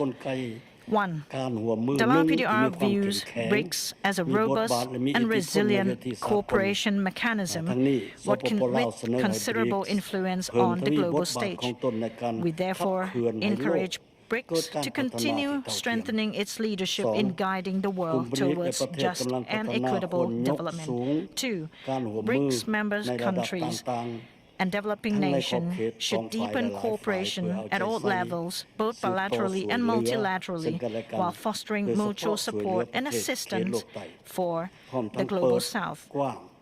Expand collaborations in critical areas such as trade, investment, tourism, digital transformation, clean energy, carbon credits, education, and human capital development will create favorable conditions for achieving the 2030 United Nations Agenda for Sustainable Development goals, ensuring that no one is left behind. And 3, in light of BRICS' notable achievements and its growing significance on the global stage, the Lao PDR wishes to formally express its interest in becoming a member of BRICS. We are eager to enhance our cooperations with BRICS members across a wide range of sectors and look forward to your support in welcoming the Lao PDR as a future member of this group. In conclusion, the Lao PDR remains steadfast in its commitment to supporting and collaborating with BRICS countries and developing nations of the global south. I'm confident that the outcomes of our discussions at this summit will further strengthen our partnership and contribute to building a better world for all of humanity in the future. With that, I wish the 16th BRICS Summit every success. Thank you.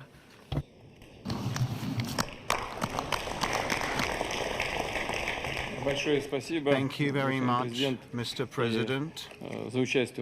Thank you for the participation, for active participation as a head of state and as president of the ASEAN.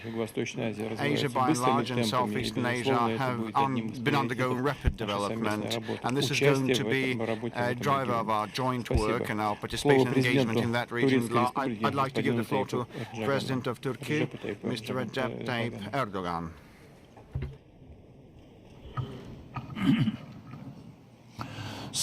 Distinguished heads of states and governments, valuable friends, I would like to salute you all with love and respect on behalf of myself and my nation. It gives me great pleasure to be able to get together with you on the occasion of the expanded leadership session.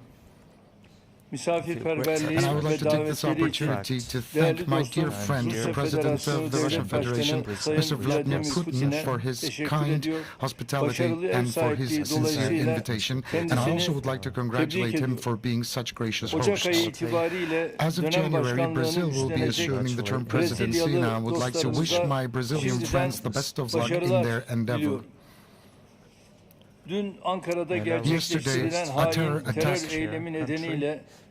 had taken place, and I would like to thank all my friends for extending their sincere condolences and the solidarity that they have so generously shown. This heinous act will not impede the resolve of Turkey to fight back terrorism. Dear friends, from economy to security, from global injustice to climate change, we are going through significant challenges, the ramifications of which can be felt everywhere. Fair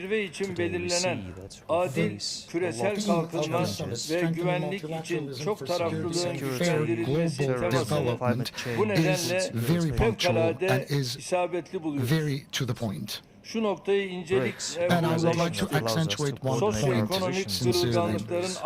This is the time when socio-economic fragilities are increasing and the power axis is shifting, and the political and the financial mechanisms can no longer serve our best interests, which were established in the aftermath of the Second World War.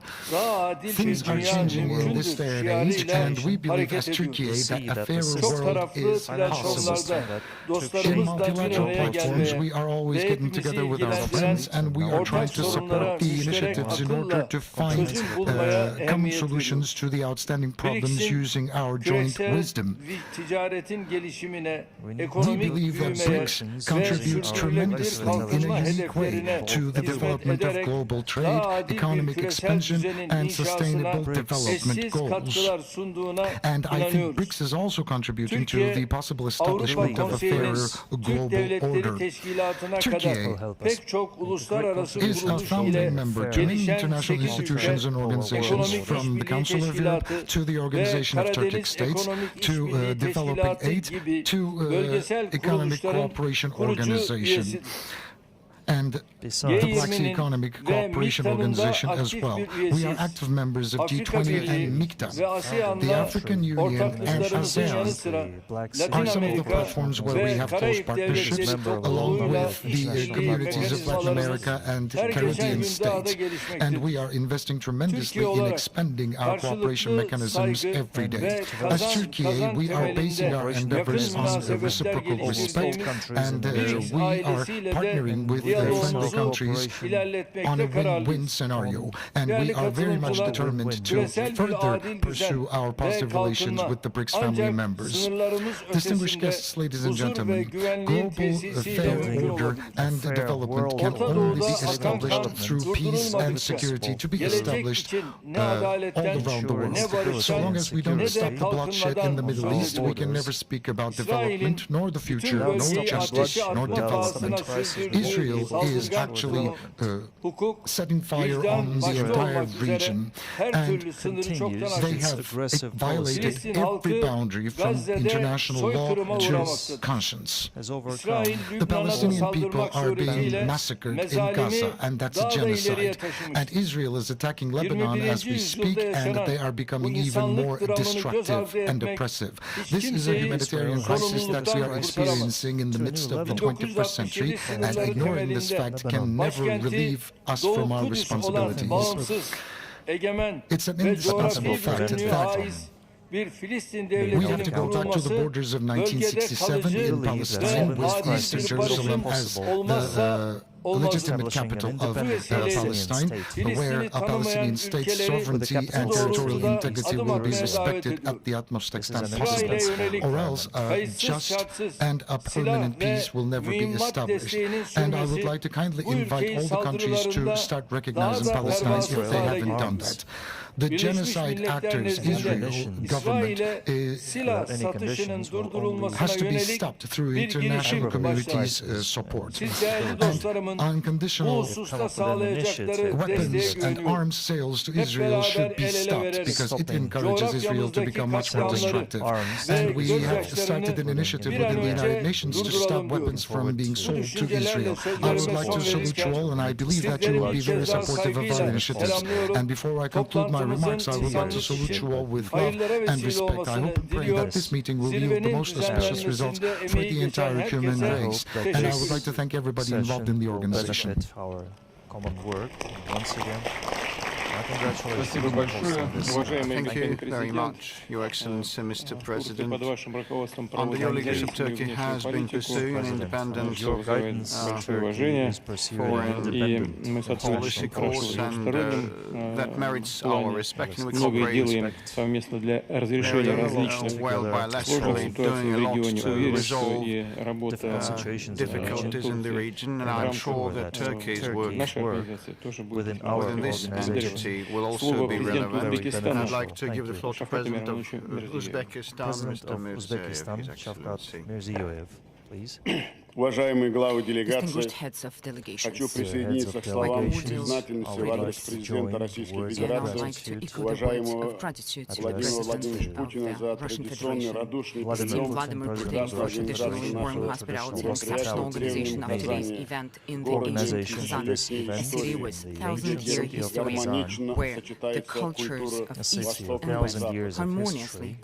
Вступление моих уважаемых коллег подтверждает важность reinforce the significance of gathering in the BRICS Plus format for broad dialogue and open discussions on the pressing issues of global development. Regrettably, the world is rapidly moving towards increasing number of wars and conflicts, inflicting profound suffering, severe pain, and irreplaceable human losses.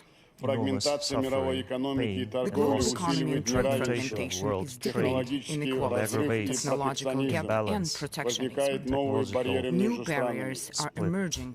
В этих условиях БРИКС, действуя на основе принципов как равноправие, неблоковость, учет интересов друг друга, уважение суверенитета и права на собственные развитие,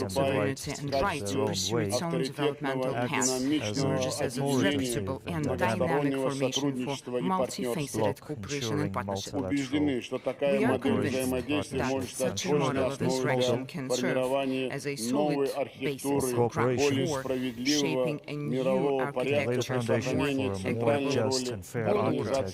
while preserving the central role of the United Nations. I endorse the call to achieving a global compromise through constructive dialogue, free from geopolitical rivalry, national egoism and ideological prejudice. We believe that time has come to reform the world's governing institutions and expand a committed dialogue in the South-South and North-South state participants of the summit. During the productive Russian presidency, Uzbekistan actively participated in BRICS Youth Summit, sports games, legal and parliamentary fora, a high-level security meeting, and other events. Today, we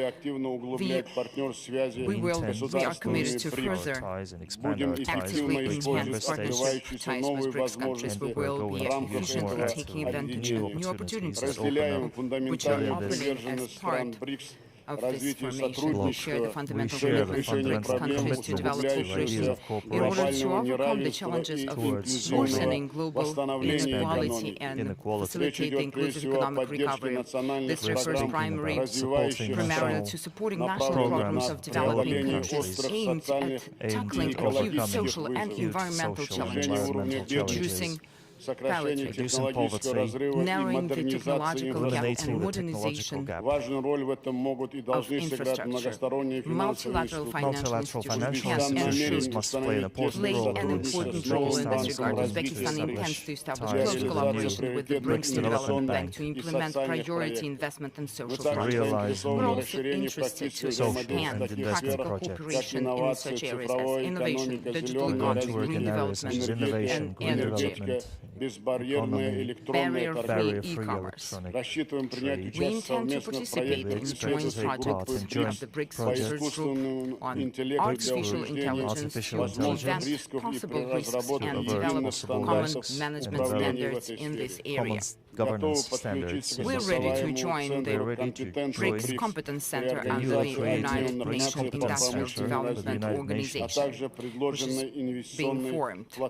In the and also, as the participants of the proposed investment platform, we are particularly interested in participating in a program for training specialists in the field of education, and also we intend to closely collaborate on strengthening transport connectivity, creating new transcontinental corridors, forming reliable logistics supply chain, and developing the coastal or cabotage transportation. We will also focus on ensuring food and energy security, healthcare, as well as overcoming the adverse effects of climate change. We welcome the development of business contacts with BRICS. We propose to consider the possibility of including all interested countries in BRICS Business Council.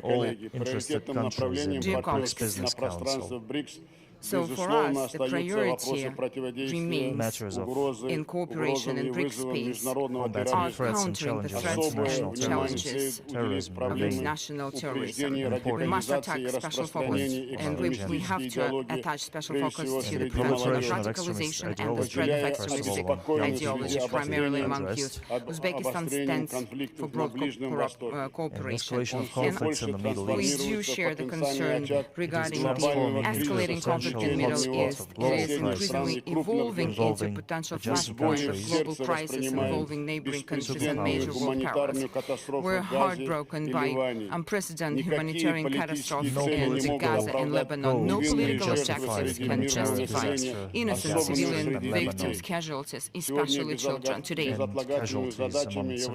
immediate ceasefire and the delivery of emergency relief to all the victims are the paramount urgency. We believe that the only solution to the Israeli-Palestinian problem is a peaceful settlement of the conflict based on the two-state solution principle. When it comes to global and regional security, we cannot overlook the problem of Afghanistan. Our common task is not to isolate, but to help the people of Afghanistan and the de facto authorities of the country to address the pressing problems of socio-economic development, peace building, and prosperity. Distinguished participants of the summit, Uzbekistan is ready to engage in close and mutually beneficial cooperation with BRICS countries to achieve common goals of sustainable development. Thank you for your attention.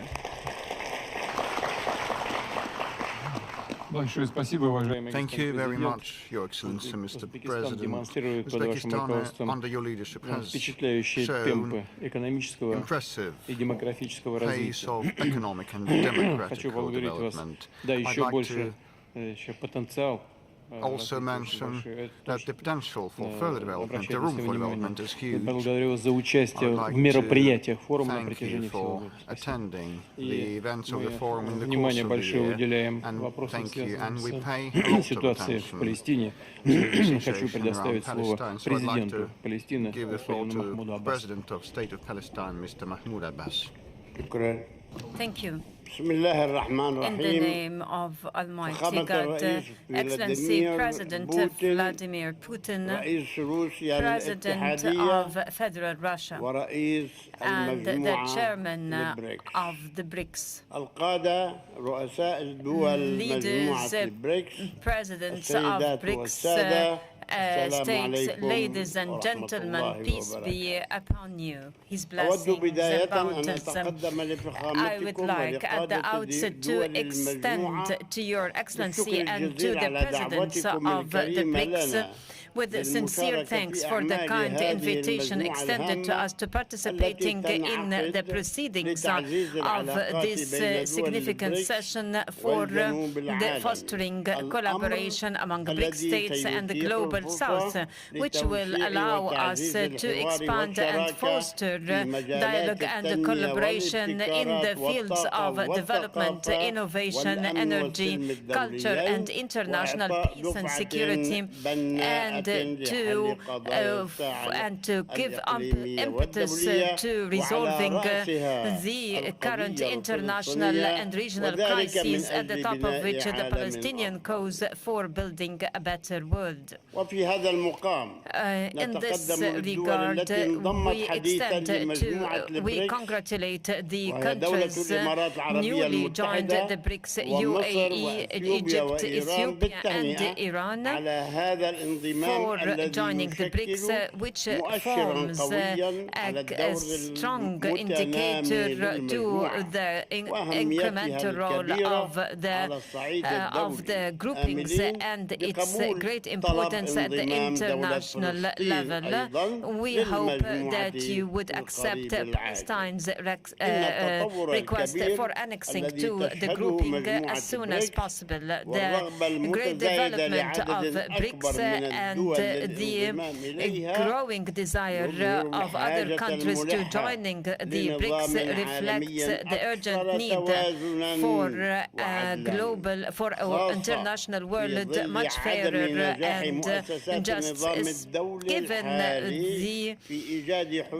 the failure of the current international world for finding a fairer resolution to the urgent causes and the chronic issues that the world suffered from, and at the top comes at the top of which the Palestinian cause a full year has posed for the gravest catastrophe the Palestinian people is going through since the Nakba in 1948. That is the Israeli war, where the perpetration of genocide and ethnic cleansing are practiced in order to evacuate its population in Gaza Strip, especially now at the moment in North Gaza. The occupation troops is turning the people into hunger, as well as aggressions by the occupation troops, as well as the terrorist settlers against the Gaza Strip, including the West Bank and East Jerusalem,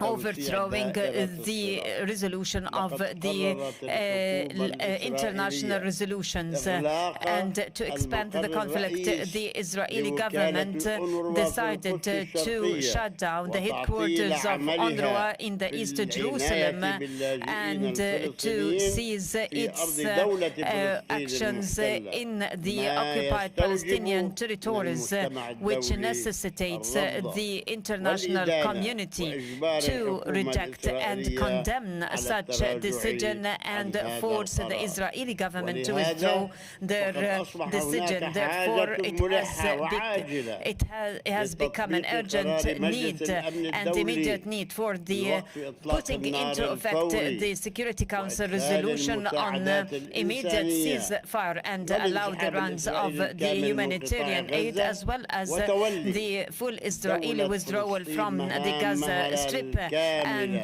the Palestinian state would be fully incumbent for allowing the displaced to come back to their homes and start reconstruction works. Presidents and heads of delegates, this is the first test for after 67 years since the Nakba, homelessness and displacement and sufferings of the Palestinian people. It is a high time for putting an end to oppression and terminating the practices of using SAG power and force. So we invite all the international states to put into effect the resolution of the General Assembly on the ruling of the International Court of Justice to end the unlawful occupation of the Palestinian state and to have the East Jerusalem as its capital through 1 year as per the recommendation. So the sanctions must be imposed in case the Israeli doesn't abide by the resolutions and the rules, and to work with the United Nations. We call for holding a global or universal peace conference. We greatly rely on the BRICS, which has a heavy weight in instilling the international peace and security.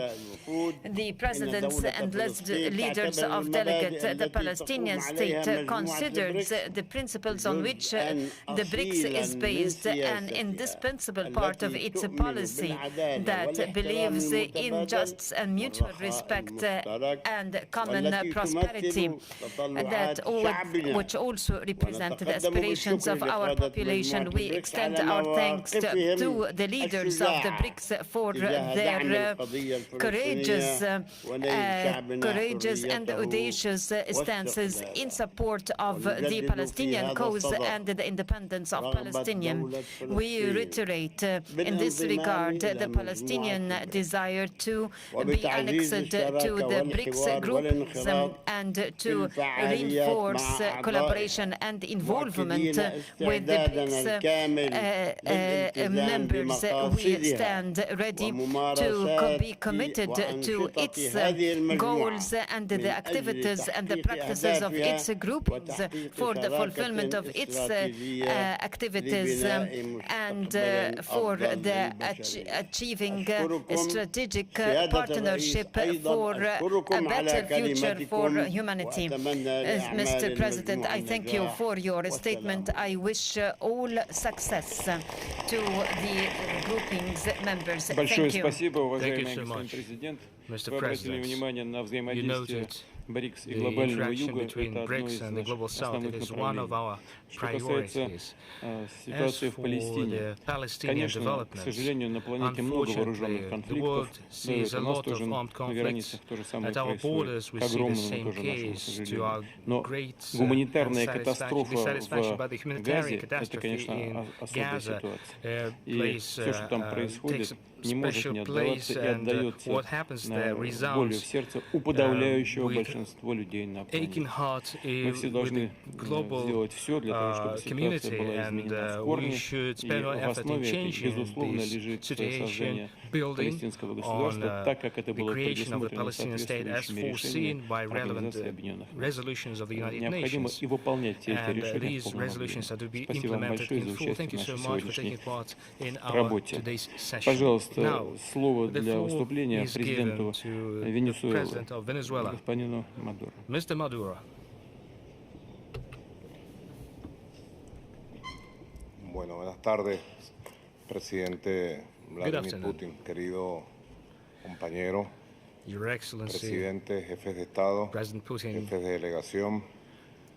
Yo había traído un discurso para leer, pero de verdad que esto es un diálogo muy enriquecedor. Representatives of BRICS countries, y ha habido un conjunto de elementos de aporte que he tomado nota.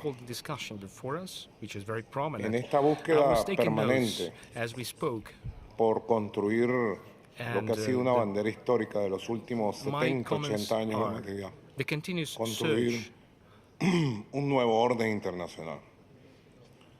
Felicito, señor presidente Putin, por el carácter incluyente, convocante, unitario del liderazgo que ha ejercido Rusia para la organización de esta exitosa cumbre. President Putin, on the role played by the Russian Federation de manera modesta en todas sus instancias organizing this successful summit. Venezuela has taken a minor portion in taking part in various meetings, which were over 200 activities, whose focus was to find tangible solutions to the needs of the modern world, the world that seeks to create a new world order. And this aspiration is as old as the world itself. The United Nations organization concentrated the efforts of all nations, of all powers, and we came up with a system that gave rise to rays of hope and outlined the main principles of international law. La búsqueda de cambios tuvo al canciller de Brasil. Hubo grandes líderes en la fundación del Movimiento de Países No Alineados, que fue una gran esperanza ya a finales de los años 50, 60, con Egipto, Indonesia, Cuba, entre los grandes promotores de ese momento de descolonización del África, del Asia, countries who developed the decolonization efforts of Asia and Africa. They were looking for independence of the new states. And the non-aligned movement did contribute significantly at some point in time. Guterres, y ha jugado un papel también importante. Was created to ensure global security. Surgió en un momento en donde hay un cambio de época, hay una mudanza de la época histórica.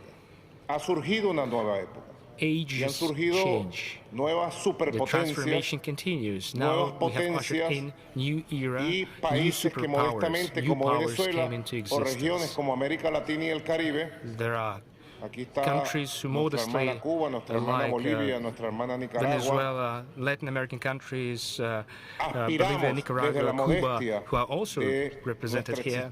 We modestly, but still try to make efforts to put into practice our dreams, to fulfill them, and while making sure that our right to independence, future development is respected as well. We are trying to contribute to global issues. I recall the Johannesburg Declaration, the Kazan Declaration. These documents specify economic decisions, practical global trade, in order to come up with solutions for financial needs. These are the new needs, Your Excellencies, Presidents, and we must be open discussing these. We must be loud and clear. It is everyone's understanding that these new needs need to be met. It isn't sufficient just to reform financial and currency system. Sometimes it seems that the systems can no longer be subjected to further reforming because previous colonial countries of the West are trying to impose their hegemony by using hegemonic currency systems, through monetary loan systems, through certain financial economic packages. They impose their conditions. In this regard, Venezuela welcomes and emphasizes the need for more vigorous steps in order to consolidate the activities of the new development bank of BRICS in order for the global South countries to be able to develop, in order for us to make progress in the new payment system that would replace the payment systems that are at times used as a weapon to commit aggression. Venezuela was a victim to such policy, as it is common understanding. We must create a mix of currencies that would combine the strong currencies of superpowers and being able at the same time to maintain our national currency. Every country must aspire for a solution to promote an inclusive economy of our country, of our countries, those who want to live in dignity. Additionally, there is an objective to reform the United Nations. I have had a conversation with the UN Secretary General Antonio Guterres. Every missile that hits residential buildings in the Gaza Strip, wounded, killed in Beirut or in South Lebanon, these missiles destroy the United Nations. Where are the International Criminal Court? Or is it only being used to persecute Global South countries? Where is international justice? Are they only there just to publish documents and communiques? How about life of women, children in the Global South? Let's search a practical and bold plan to reform the United Nations organization, which is agonizing effectively as we see the rise of Nazi regimes against the backdrop of the painful past. The new world to be created is being born right as we speak, with BRICS being at the core of this new nascent world.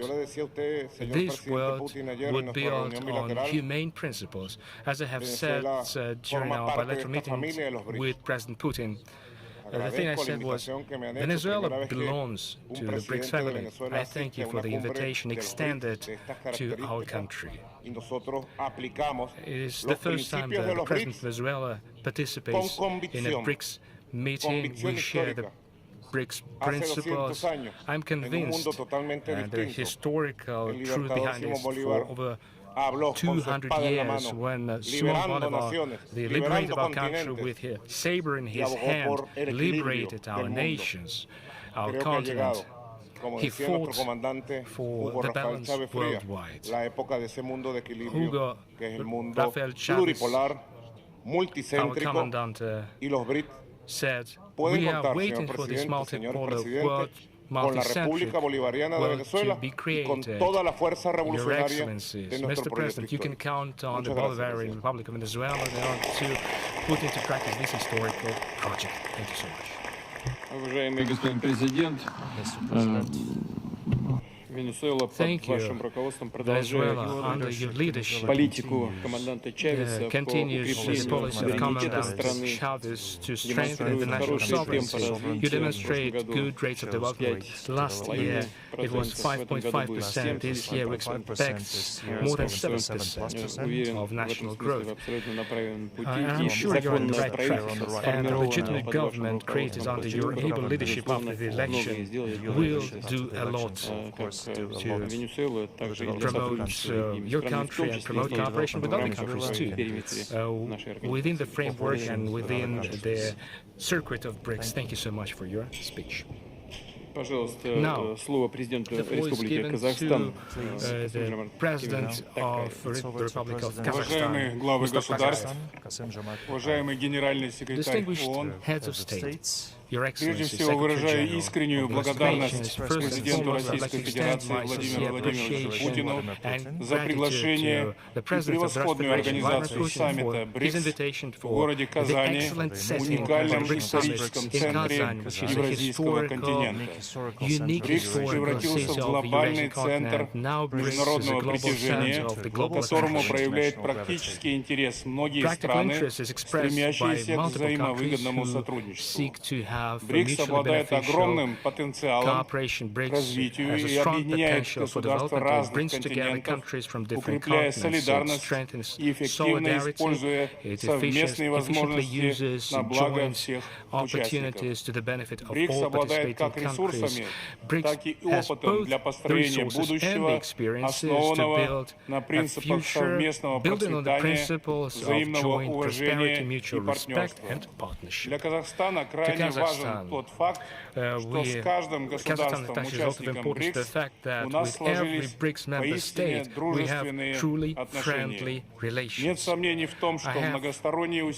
haven't a single doubt that the multilateral efforts of BRICS will contribute to the activities of the United Nations, which still represents an irreplaceable entity, being universal to the principles of diplomacy and dialogue, as enshrined in the United Nations Charter, form the core of the BRICS agenda. It promotes peaceful settlement of conflict and strengthening the strategic stability. We highly appreciate the concept of Russia to come up with equal and indivisible security in Eurasia in order to reduce geopolitical tensions through strengthening mutual trust and cooperation. Kazakhstan supports the initiative of China, the Global Security Initiative, which seeks to maintain global stability, protect sovereignty, and to use multilateral avenues and to peacefully settle conflicts. Kazakhstan generally supports China and Brazil's peace plan on Ukraine. Our country shares the concerns of participant countries of BRICS by the exacerbation in the Middle East, which resulted in multiple casualties and the humanitarian catastrophe. Our joint resolution of the root causes of the conflict, such as poverty, inequality, lack of education, are to address this is, in our opinion, the key factor to strengthen international political solidarity. Kazakhstan supports the idea to reform the United Nations Security Council, to extend it by inviting new members from Africa, Latin America, and Asia.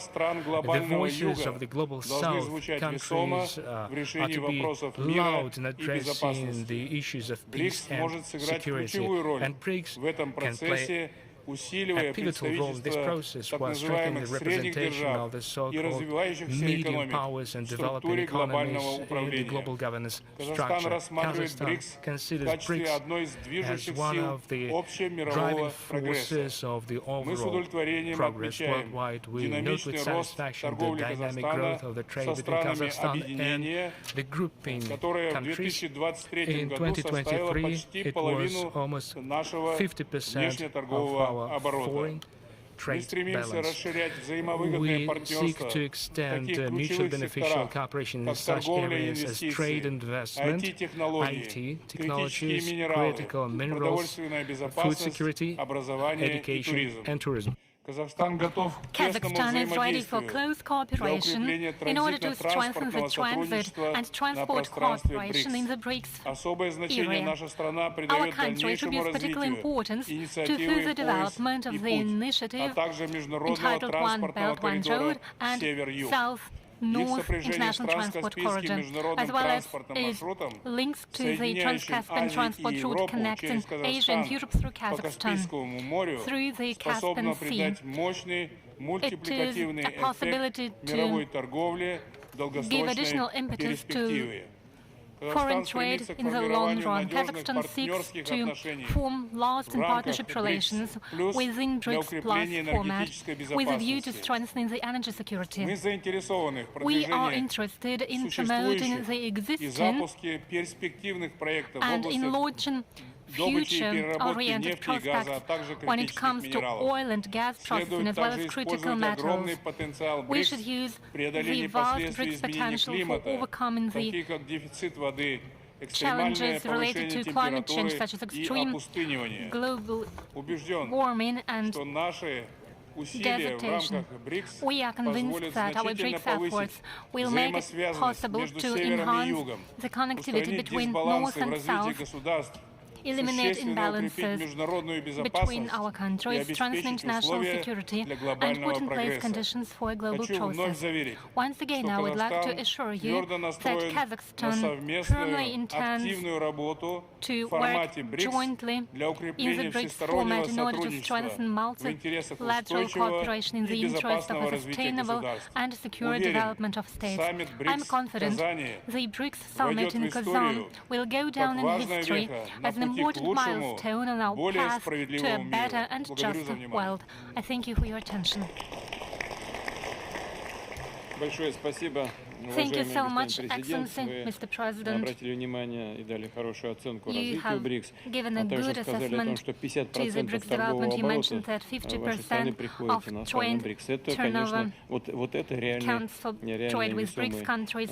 Those are real figures and real indicators of our cooperation. Logistics is very important. We attribute great attention to this factor, and we hope for active cooperation with Kazakhstan. And now I would like to give the floor to President of the Republic of Azerbaijan. Dear Vladimir Vladimirovich, dear colleagues, ladies and gentlemen, first of all, I would like to express my gratitude to the President of the Russian Federation, to Vladimir Putin, for the invitation. I'd like to seize this opportunity to congratulate the Russian Federation on successful chairmanship in BRICS.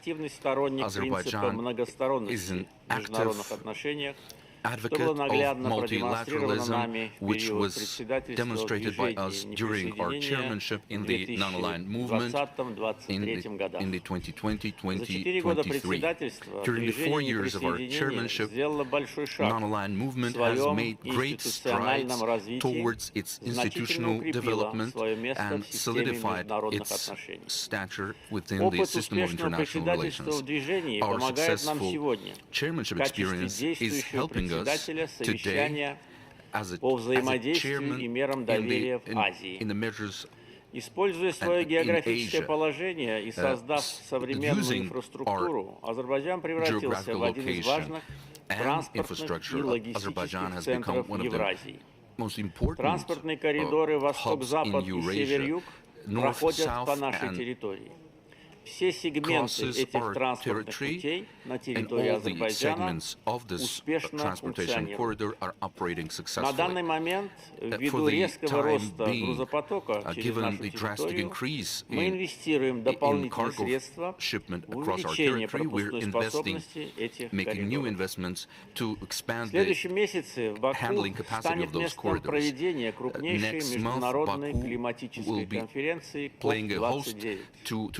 International Climate Conference, COP29, unanimous decision of nearly 200 countries regarding hosting by Azerbaijan of the COP29 is a testament to support our policies and to the confidence. We are contributing to cooperation between Global South and Global North on climate, and we will do our best to achieve mutual understanding both on climate change and also the matters of global security, rule of international law, non-interference of each other's affairs, and mutual trust. Thank you very much.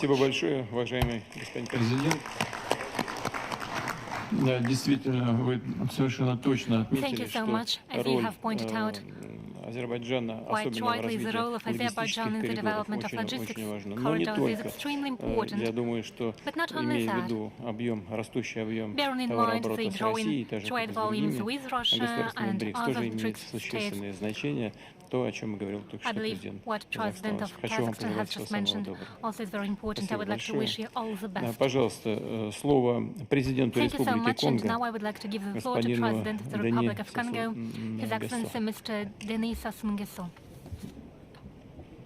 Monsieur Vladimir Putin, Président de la Fédération de Russie, Your Excellency Vladimir Putin, President of the Russian Federation and acting chair of Mesdames et Messieurs les chefs d'État et de gouvernement, distingués invités, Mesdames, Messieurs, distinguished participants of the summit, je voudrais remercier Son Excellence I would like Monsieur to Vladimir express my Poutine, gratitude président to de la His Fédération de Excellency Russie, Vladimir Putin, qui a bien President of the voulu Russian nous convier Federation, à ce 16e who has gathered sommet des all of BRICS. us on the occasion of the Je 16th salue BRICS Summit. également les chefs d'État et de I would also gouvernement like to welcome présents à cette heads of state rencontre and de haut government niveau present at this sur high-level des questions meeting essentielles qui touchent that is à dedicated to l'économie the key mondiale issues et à related to l'avenir global des peuples. economy and the Je future remercie of les the autorités peoples. de la Fédération de Russie pour l'accueil I thank the combien authorities of the Russian chaleureux Federation qui nous a for été their réservé à warm moi-même welcome extended et à ma délégation. to me and my delegation. J'adresse mes vives félicitations pour l'organisation I would like remarquable to de sincerely cet congratulate important you on événement. superb arrangements. BRICS hier, BRICS Yesterday, Plus aujourd'hui. we there was a Cette BRICS évolution du meeting, groupe now BRICS d'États Plus meeting is ici taking réunis place. témoigne The de enlargement l'engouement de nos pays pour of BRICS un and Sud the number of today's de participants plus en plus global, is prônant testimony to a l'avènement greater d'un nouvel interest on the ordre part of Global South. international plus juste, Our plus collaboration would solidaire, contribute to plus a prospère. just, a more prosperous Le devoir world impérieux order. pour nos The main goal nations for du us, Sud est the d'unir countries nos of the efforts South, afin de créer des mécanismes to financiers alternatifs pool our efforts in order qui to régulent avec create plus de alternative financial justice instruments l'économie mondiale which would au bénéfice des regulate intérêts global economies in légitimes a de nos just way États. based on legitimate Ici, interests of our countries. Sur les rives de la Volga ce jour, Here, on the une Volga séquence River, déterminante decisions de are being l'avenir du adopted monde that will en determine the réponse future of the à world des turbulences économiques in sans response précédent. to economic devastations En that développant haven't des been, institutions that are financières unseen, plus adaptées while developing aux financial réalités institutions contemporaines better adjusted et en to the new renforçant realities, des échanges commerciaux and entre increasing nos the pays, trade volumes nous between pouvons our bâtir respective countries. notre avenir sur That's how des we'll économies be able to autonomes build our et plus future résilientes. based on a Une telle better, more approche independent implique and resilient de economy. réformer This attitude les institutions financières implies internationales reform pour and qu'elles adjustment of reflètent international financial davantage institutions les to make sure réalités they économiques actuelles better reflect et the current prennent economic mieux en realities. compte les attentes And légitimes de nos peuples. take into Mon consideration pays, the legitimate la République du aspirations of our Congo, peoples. My country, partage the Republic of pleinement les Congo, aspirations des BRICS fully Plus, shares the notamment en aspirations termes of de BRICS paix Plus dans countries, le monde, particularly when it de comes to progrès peace on the pour planet, tous et de general multilatéralisme constructif.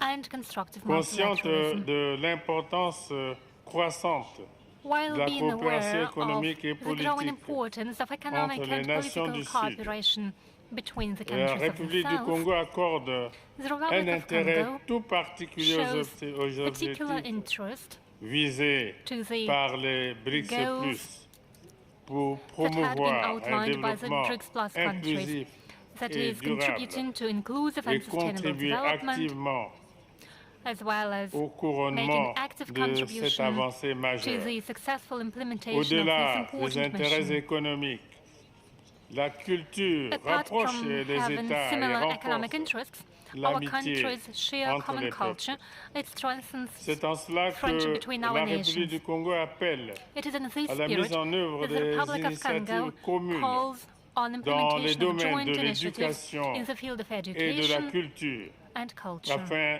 de promouvoir un dialogue This would enrich the interculturel intercultural enrichissant. dialogue.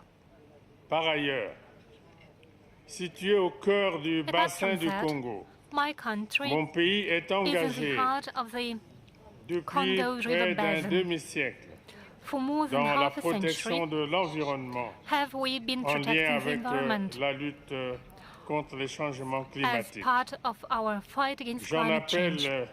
à une coopération plus renforcée I call on pour you to la deepen our préservation cooperation des in the écosystèmes interest of preserving the ecosystems and À ce biodiversity. sujet, le In this Congo vient context, de the soumettre Republic of Congo à l'Assemblée has générale des Nations unies put forward for la consideration of the UN résolution General sur Assembly la a décennie resolution mondiale de dedicated l'afforestation to the et du World reboisement decade pour of consolider reforestation le rôle crucial des forêts in order to dans underscore the la important role played régulation by du the forests for climate J'invite regulation. donc les BRICS Plus I call on à BRICS se Plus placer à countries l'avant-garde de cette lutte au to service play de a la leading role survie in de this l'humanité fight for entière. survival of the entire Tout humanity. en saluant vos efforts en matière de I welcome protection your de efforts l'environnement aimed at protection of the et de environment réduction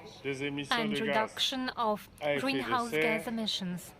je sollicite l'appui des BRICS And I Plus also en call vue de BRICS Plus l'adoption countries de to cette support résolution the adoption par of this les resolution Nations Unies.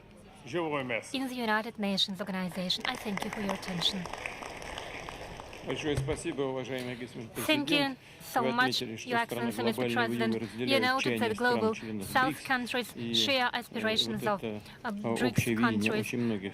It is a joint vision on many issues, makes us better coordinate our positions. Thank you for your participation. And now I give the floor to President of Plurinational State of Bolivia, His Excellency Mr. Catacora.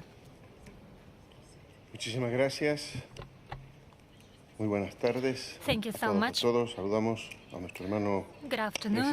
It is my pleasure to welcome all participants, and particularly our brother, President of the Russian Federation, que en el ejercicio de la presidencia pro tempore del bloque de países BRICS hizo partícipe a nuestro Estado plurinacional de Bolivia en esta cumbre. Saludo a mis colegas presidentes, líderes de países, miembros de los BRICS y países invitados a esta cumbre. Saludamos a la presidenta del Banco de Desarrollo del BRICS, hermana Dilma Rousseff, y a todos los presentes. Permítame iniciar agradeciendo también el cálido recibimiento de Kazan y la hospitalidad brindada. Es un honor para Bolivia participar en este foro, reafirmando nuestra convicción de que el BRICS es una prueba tangible de la posibilidad de crear un nuevo orden mundial más equilibrado y justo para la humanidad. Nuestra presencia hoy subraya la afinidad de Bolivia con las propuestas y compromisos de los países BRICS, especialmente en lo que respecta a las reformas necesarias para el crecimiento y desarrollo de los países emergentes y en desarrollo. Bolivia cree firmemente en la integración regional y global como el mecanismo más efectivo para alcanzar el desarrollo conjunto. Tener una visión compartida sobre la gobernanza global nos acerca aún más al BRICS. Hoy es un día fundacional de un nuevo momento en la historia de la economía mundial. Un día de esperanza en que se ve muy bien representada la palabra BRICS en un sol multicolor hecho de banderas de los países fundadores del bloque y que se expresa en el logo de esta cita. Definitivamente es un nuevo amanecer que anuncia no solo la caducidad del acuerdo de Bretton Woods, que desde 1945 marcó la prosperidad para los países de Occidente, usando como nave insignia la economía y la dictadura del dólar norteamericano para dominar y someter económicamente a los pueblos de Asia, África y América Latina y construir una camisa de fuerza a las relaciones centroperiféricas, sino que es también un nuevo amanecer porque anuncia la instauración de una tendencia irreversible hacia la multipolaridad. Todo tiene su tiempo bajo el sol, dice un proverbio que expresa la sabiduría de los pueblos, que además representa a culturas milenarias mancilladas por el horror de la guerra, la destrucción y el hambre de su gente, sin respeto alguno por los tesoros en las artes que poseen, ni de sus bellos entornos naturales, a veces convertidos en páramos, por solo la ambición del control y la explotación de los recursos naturales estratégicos. Pese a ello, estos pueblos milenarios mantienen su acervo cultural como expresión de una memoria larga y de resistencia que los hace indestructibles. Los pueblos del mundo vivimos muchos años bajo el control y la hegemonía del poder unipolar. Después de fracasado el intento de construir un modelo guiado por el bipolarismo, hoy, con potencia histórica incontenible, el multipolarismo emerge y se posiciona sobre las relaciones políticas y económicas planetarias, pues la situación del planeta Tierra ha llegado a límites de poner en peligro la sobrevivencia del ser humano y la madre Tierra, debido a una irracional carrera armamentista y concentración de las riquezas en pocas manos, en la que cotidianamente se producen más y más armas estratégicas para mantener dominio Daily, they produce even more strategic weapons in order to maintain their dominance, while inequality between the rich and the poor is exacerbating. Y por eso el multipolarismo brota como una necesidad y expresión de la libertad de pueblos y naciones, therefore, multipolar world order is an expression con acciones genocidas, the como los will, ataques militares a the interest Palestina, of those el people bloqueo who have been económico a Cuba, punished by such illegitimate actions as neocolonialism, blockade of Cuba, and attacks against Palestine, as well as infringement on the rights of people who are denied their right to self-determination. We need to remember that Bolivia has presented en el caso relativo a la aplicación de la Convención para la Prevención y la Sanción del Delito de Genocidio en la Franja de Gaza. Claim against the crimes committed by Palestine in the case between South Africa and Israel in the International Court of Justice. We reaffirm our commitment to the interests of Palestine in the Middle East. We shouldn't forget about the steps aimed at destabilization and attempts to commit coup d'etats in countries who are potential victims of Western powers, those who seek to control the world since 1945. I'm talking about Venezuela and its oil, Bolivia and its lithium, as well as Honduras and Colombia, due to their geostrategical position, to mention just Latin American countries. Apart from these big problems, these macro problems caused by unilateral world order, the Russian Federation, as chair in the BRICS, promises that its actions will be aimed at promoting the entire range of cooperation on three pillars: politics and security, economics and finance, as well as cultural and people-to-people contacts. These words mean that we, the peoples, are not only statistical data. We are not a backstage or backyard. We are the peoples and the nations with our own history and our own culture. Nonetheless, under the current circumstances, we understand that changes should not be dictated by someone. They are part of an entire general process. And we need such a reform that was mentioned during the meeting of the Minister of Foreign Affairs of BRICS that took place on the 10th of June this year. 54 points during that meeting draw a picture of the actions that should be taken, aside from economic cooperation. They also reflect a common point of view. We believe it is necessary to build an international multilateral system that is more flexible, more effective, more representative, more legitimate, democratical, and responsible, which would allow the participation, a more effective participation of developing countries and less developed countries in order to grant them the possibility of choice that they're deprived of at the moment. Today, the economical force is shifting from transatlantic to the Pacific region. But global governance institutions stay focused on the global north, because these institutions play a decisive role during the decision-making progress and the decision of sanctions on trade, the energy supplies, and food security. This has to change. In line with this, the Plurinational state of Bolivia supports reform of such bodies as the UN Security Council, the World Bank, and International Monetary Fund, which have to adapt to the reality for a just and representative basis.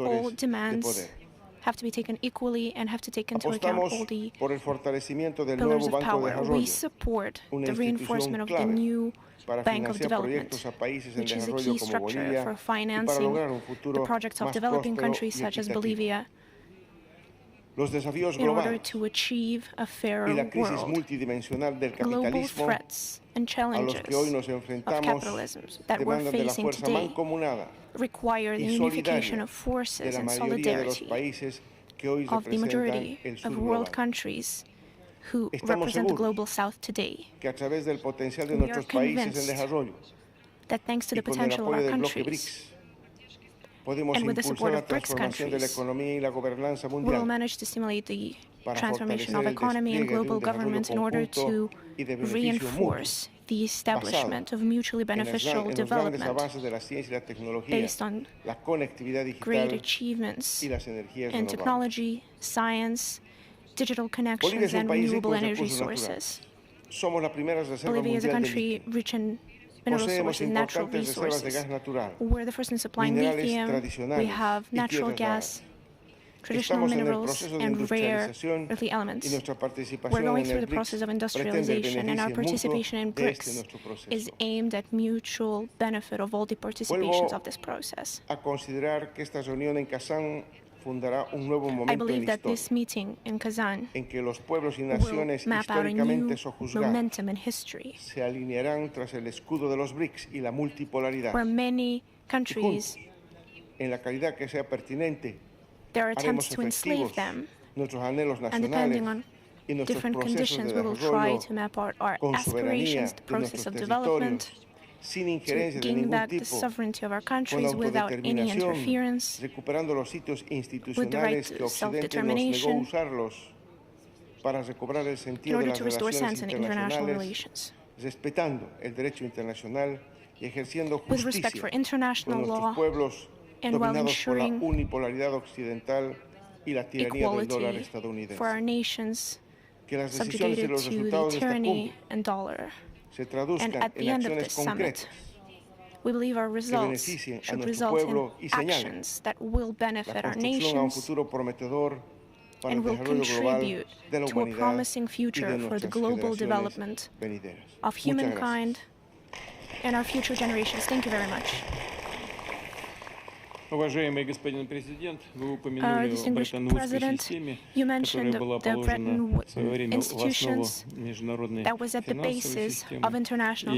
системы. И напомню, что стабильность доллара тогда обеспечивалась в том числе привязкой к золоту.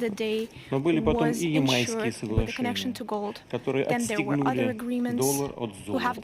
И единственной гарантией стабильности этой мировой валюты стала стабильность одной экономики, ее мощь и доминирование в мире. Теперь ситуация мировой экономики естественным образом меняется. Я хочу это сказать и подчеркнуть. Естественным образом. И наша общая задача заключается в том, чтобы придать этим неизбежным изменениям и трансформациям цивилизованный характер. В рамках БРИКС и спокойно в рабочем режиме занимаемся. Tackling in the BRICS institutions, and we will continue to do it gladly with the countries involved in our process. Please, now I give the floor to the Prime Minister of Armenia. Please, the floor is yours. Thank you very much, President Putin, distinguished heads of delegates, dear colleagues. First of all, I would like to thank you for the invitation to take part in the Outreach BRICS Plus meeting, and I would like to express my gratitude to the President of Russian Federation for the hospitality for the organization of today's summit at the highest level. The theme of today's meeting, BRICS and Global South, building a better world together. And I believe in this context it is especially relevant, announced by the Armenian government, Transport Communication Project, the crossroads of the world. The meaning of this project is that Armenia is ready and is interested to organize in their territories to pass loads, transports, passengers, cable routes. This is the shortest route between the Black Sea and the Persian Gulf, through the territory of Islamic Republic of Iran, Armenia, and Georgia. This is the north-south route. This is as well the shortest route between the Caspian and the Marble Sea, through the Azerbaijan, through Armenia and Turkey. This is the direction east-west. And of course, these routes can also be used for transport communication connections between Azerbaijan and the Nakhchivansk Autonomous Republic. Taking into consideration this approach, we have proposed to Azerbaijan mechanisms of facilitated procedures of transborder control, as well as ensuring additional security measures, taking into account legal base and with full respect for sovereignty of both states. I would like to once again emphasize that Armenia is capable of providing and will fully provide the secure transition of carriages of transports and people through our territory. This is our desire, this is our obligation. We will guarantee and we will continue to guarantee it at all times. All claims that Armenia supposedly has agreed that a third party will ensure the security of communications on its sovereign territory, or perhaps it's some document is not real. Dear heads of states and delegations, yesterday the Armenian parliament ratified a document on joint action of Commission on demilitarizing the border and the transnational security between Armenia and Azerbaijan, as well as the State Commission of delimitation of the state border between Azerbaijan and Armenia. After the aforementioned document comes into power in both countries, we can facilitate the process of demilitation between Azerbaijan and Armenia based on the principles of the Almaty Declaration of 1999. I would like to point out separately that the decisions of the Constitutional Court of Armenia on these documents fully took off any concerns of the supposed presence in the Armenian constitution of territorial claims towards neighboring countries. We would like to state that these interpretations are baseless and illegitimate. Dear colleagues, both Armenia and Azerbaijan over the last months have repeatedly stated that the agreement project towards building majors and interstate relations between Armenia and Azerbaijan have been agreed upon almost at 80–90%. We've fully agreed on the phrasing of the mutual improvement of the territorial integrity, of the absence of territorial claims, and the promise not to put forward these claims in the future based on the principle of non-use of force, of non-interference in the internal affairs of one another, with the establishment of diplomatic relations and creation of bilateral mechanisms to reinforce obligations disposed for the sides by the peaceful agreement. Our assessment is the following. As of today, the project that has been agreed upon already formulates, addresses, and solves all the principal issues necessary to ensure a steady basis for peace and normalized relations between Armenia and Azerbaijan. And we propose to Azerbaijan to sign these agreements. Thank you for your attention. Большое спасибо, уважаемый господин премьер-министр. Thank you very much, Mr. Prime Minister.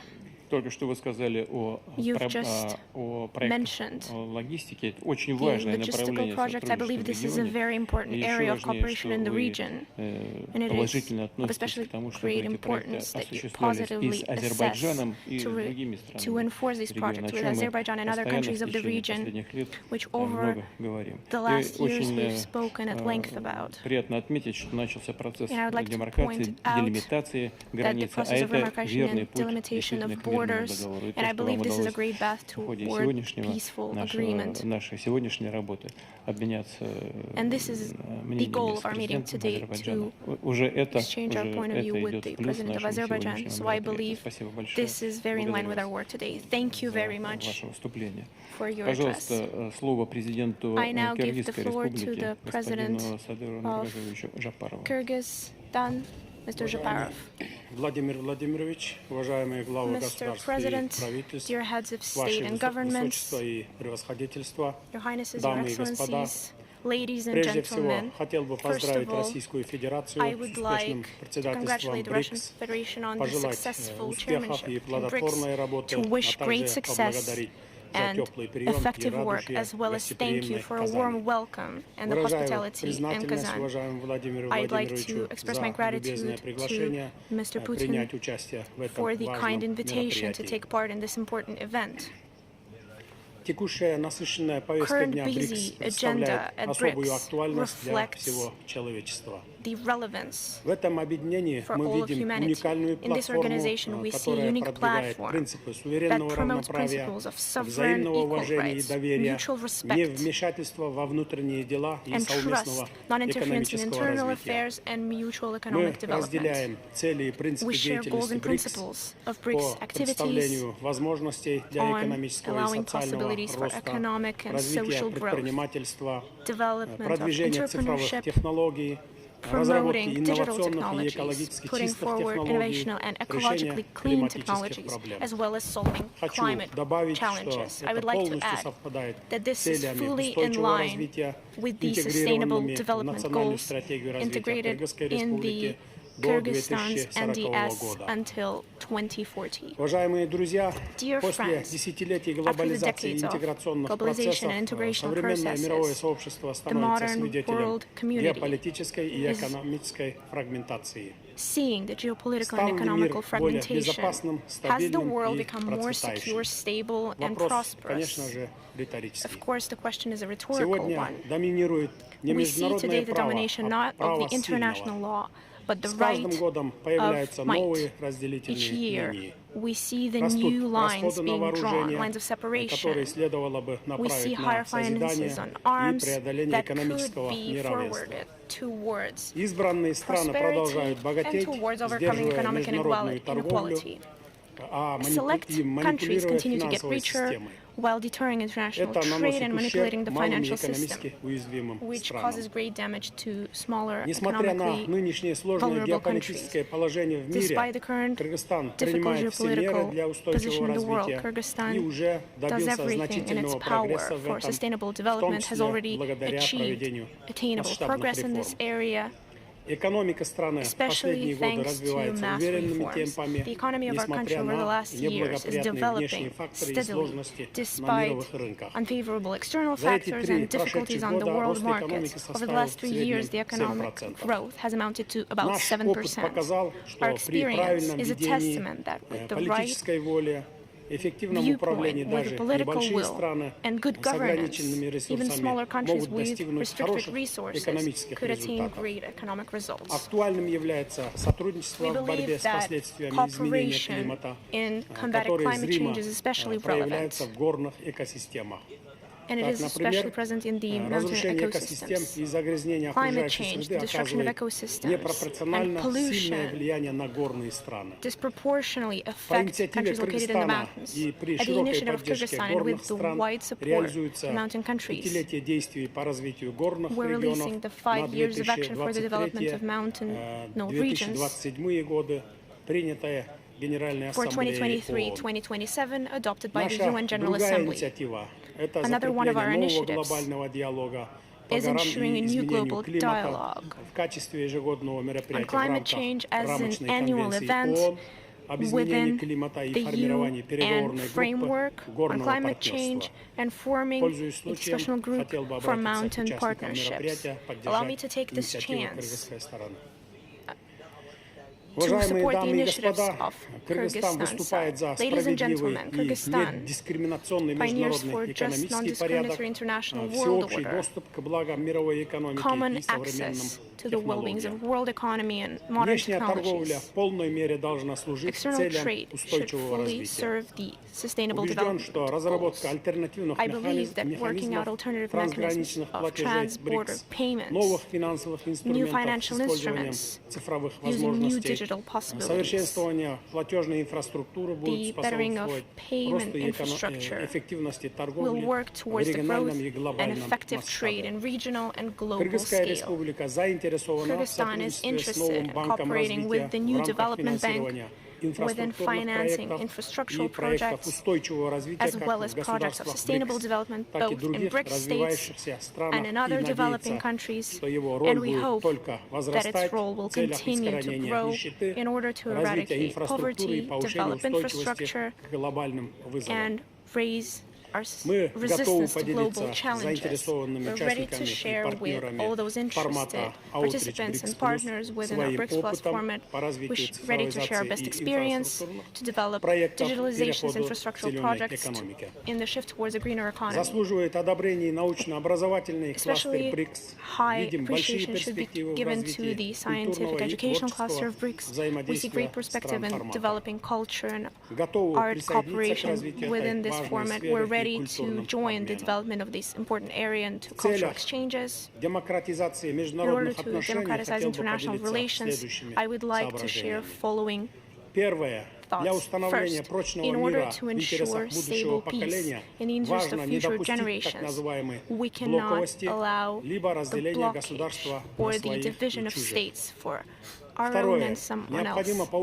Second, we need to increase the effective nature of peace building at the UN to ensure human rights, to reinforce our fight against terrorism, extremism, and the drug circulation. Third, we support the reinforcement of system of multilateralism, which is the strong beating heart of the UN. We have to follow the principles and norms of international law with no exception, especially those enshrined in the UN Charter, as well as those aimed at destroying the imbalance between North and South. Fourth, as a bordering country, Kyrgyzstan considers it especially important to fully support Afghanistan and the Afghan people towards integrating the economy of this country in the regional and international economic processes. We cannot leave Afghanistan in international isolation without outside help. Fifth, we call upon the international community to support the development of countries of Africa, Asia, Latin America, and other smaller countries to work by ensuring economic development, food and energy security, and other events. Number 6, being a mountainous country at the heart of Central Asia, Kyrgyzstan has been advocating for the universal and comprehensive mountainous development agenda at the global stage. Ladies and gentlemen, in closing, I'd like to note that we highly appreciate the operation of BRICS Group, and we're ready to contribute to the best of our ability to resolve the above-mentioned and other key issues on the agenda of BRICS. We confirm our aspiration to pursue and consolidate versatile cooperation with all the participating countries. The Republic of Kyrgyzstan states that it is interested to work closely hand in hand with BRICS nations and is determined to jointly develop bonds of friendship for the benefit of our peoples. Thank you very much for your kind attention. Your Excellency, Mr. President, you have mentioned the right is might, or the fist right, as it's also called, well, applied by some nations in economic and political affairs, it causes the backlash, the backfire. So, and that would, consolidate the use of the fist, the right of fist. But BRICS advocates for improving the status of international law instead. With regards to Afghanistan and mountainous nations and their susceptibility to climate change, we know about your concerns, and we mentioned that on many occasions, and we also talked about that with the President of Tajikistan, to whom I'd like to give the floor now. The countries adjacent to Afghanistan acutely feel what has been happening in this region and around that country. Over to President of Tajikistan, Mr. Rahman.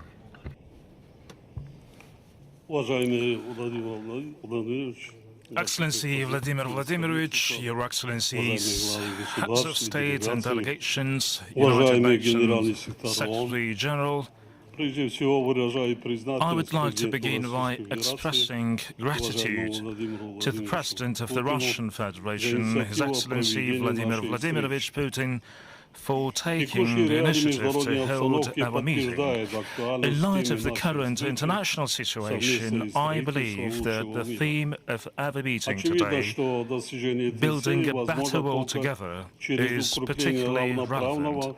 It seems clear that the goal it set forth can be achieved only by strengthening equal government-to-government cooperation and by encouraging other countries to work together to build a more fair world order. At the same time, we should take the necessary measures in line with our commitment to the universally recognized norms and principles of international law. In light of the pressing global challenges, there is a need to consolidate our efforts to ensure enduring peace, overall security, genuine stability and sustainable development. Accordingly, during the recent session of the United Nations General Assembly, I proposed the international community to adopt a special resolution entitled "A Decade of Strengthening Peace for Future Generations." We earnestly seek and count on your support of this initiative. Today we are witnessing contradictory geopolitical processes. Along with this, we observe the rise of threats posed by international terrorism, extremism, radicalism, cybercrime, trafficking in narcotics and weapon smuggling, along with different forms of cross-border organized crime. These challenges can effectively be addressed only if we have clear and coherent strategy. Tajikistan has consistently advocated for enhanced collaboration with all international partners in addressing these threats and challenges. To achieve these objectives, our country is actively engaged in promoting multilateral cooperation on counter-terrorism and its financing within the framework of the Dushanbe process. Dear colleagues, Tajikistan is monitoring with deep concern the developments in the Middle East and the escalation of the Palestinian-Israeli conflict, which has regrettably resulted in significant casualties among civilians. We urge all parties involved to exercise restraint and to take immediate actions aimed at restoring stability and security in this region. We, in this context, emphasize the necessity of implementing the resolution of the United Nations Security Council on the establishment of an independent and sovereign state of Palestine within the borders of 1967. We firmly believe that any disputes, conflicts and disagreements can be resolved through the political and diplomatic means. Furthermore, the effects of climate change have introduced another layer of problems. The increasing frequency of natural disasters related to climate change has resulted in significant loss of life and forced us to allocate considerable resources to mitigate their consequences. In Central Asia, the phenomenon of warming as leading to a reduction in the area of glaciers, which are a primary source of water resources in the region. In accordance with the UN General Assembly resolution, our country intends to hold a high-level international conference on glaciers preservation in Dushanbe in May 2025. We extend an invitation to your countries to participate in this important event. In this context, drought represents one of the most pressing global challenges, exerting a detrimental deep effect on all our countries, including the Central Asian region. Dear colleagues, instability in the global environment exerts a direct influence on the socio-economic growth of developing countries. We are often facing increasing disruptions in production and supply chains, as well as food shortage. As a landlocked mountainous country, Tajikistan is keen of the sound progress of its trade and economic partners and committed to expand cooperation with all of them. It is of paramount importance to take practical steps towards a genuine transition to a green economy, with green energy representing a key component. We have set ourselves the ambitious goal of completing this transition by the year 2037. We all well remember the recent COVID-19 pandemic that deeply affected the globe. The most important lesson we derive from this global crisis, in my view, is that no nation, irrespective of its level of development, is immune from the spread of such dangerous diseases. In light of these, there is an only way that we should foster a broad partnership to improve the quality of healthcare, make sure that new innovative methods for disease prevention and treatment are accessible to all. Distinguished colleagues, it is our conviction that only through comprehensive and active engagement we can ensure conducive living conditions for future generations in our shared home called planet Earth. The principal key of attaining this laudable objective is continued promotion of a dialogue among civilizations, and we must strive for greater mutual understanding and respect among diverse communities, facilitate growth and mutual enhancement of our distinctive, unique national cultures, and building truly friendly relationships. In conclusion, I'd like to note that in terms of influence on global processes and in terms of potential, the countries of the global south are fully capable to mobilize efforts for the sake of building a better world together. I thank you for your attention, and I thank His Excellency Vladimir Putin for his kind and generous invitation to take part in this very important event. I thank you.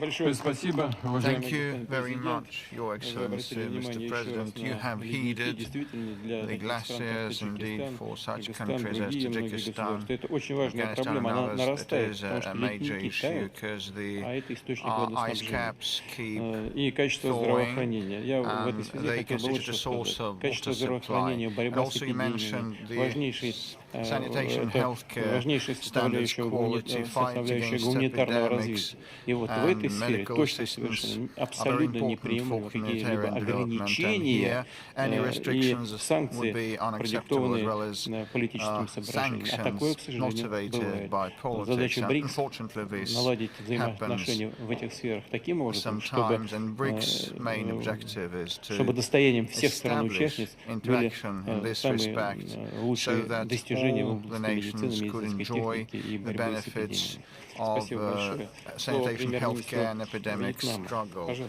Over to the Prime Minister of Vietnam, please, Your Excellency.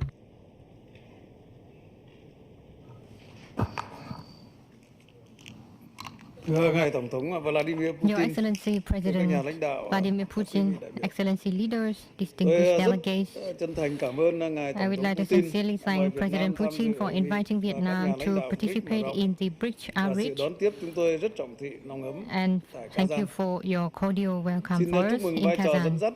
I wish to congratulate the Russian Federation and President Putin on your exemplary leadership as the BRICS chair in 2024.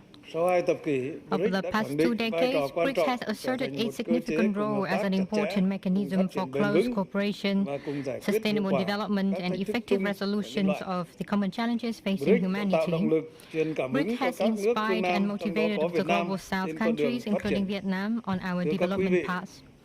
Distinguished delegates, the world is entering a new era, the era of extensive connectivity and integration, the era of smart technology and innovation.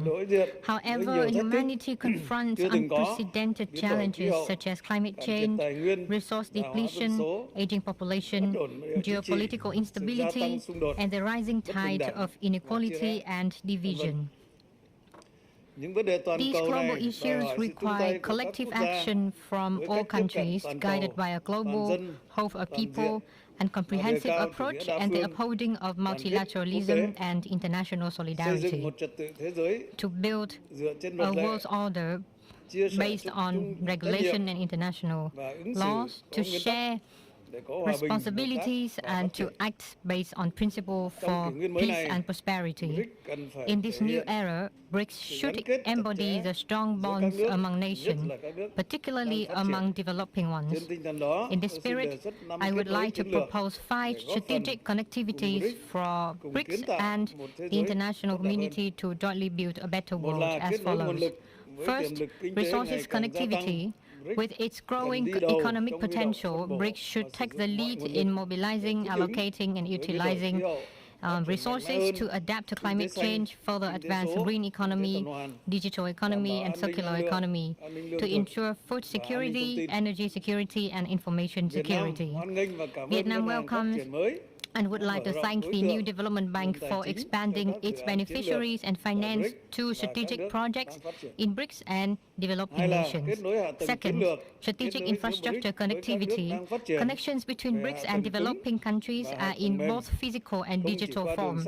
We are not only connected through transportation, roads, railways, airways and seaports, but also through digital infrastructure, data sharing and connectivity, as well as the robust promotion of e-commerce and the global digital economy. Third, global supply chains connectivity based on the application of modern science, technology, and innovation. Thus, we will create new momentum for economic growth, at the same time expanding the room for development for all nations and diversifying manufacturing, products, and markets. Fourth, people-to-people connectivity. Cooperation in culture, education, training, tourism, and people-to-people exchange between BRICS and other nations should be further strengthened to foster a cultural space of unity in diversity, where different values are respected, similarities are multiplied, and the beauty of friendship and cooperation is cultivated and nurtured.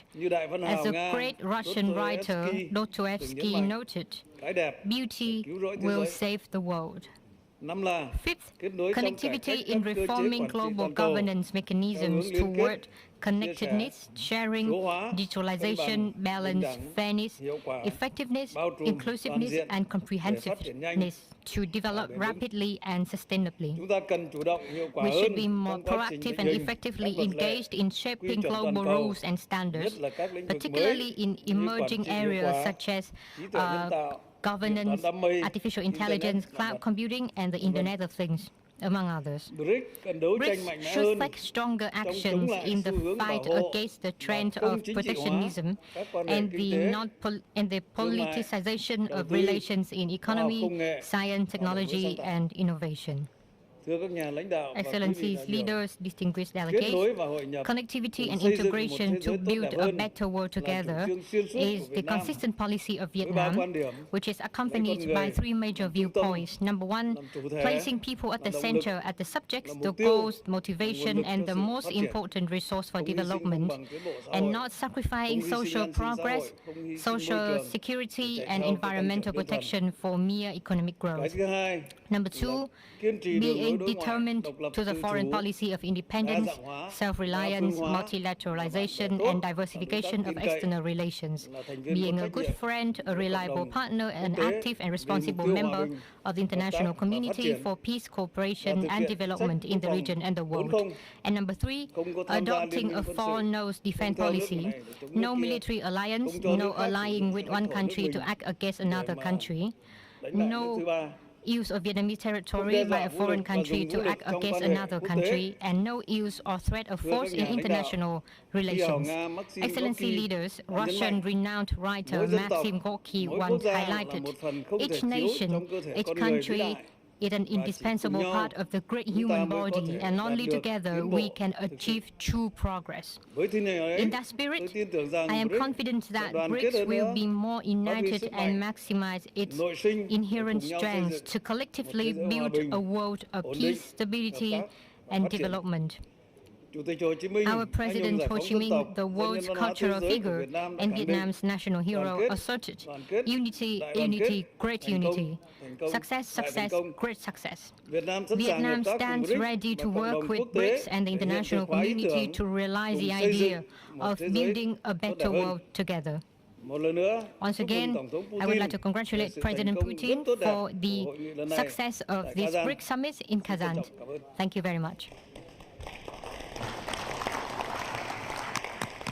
Thank you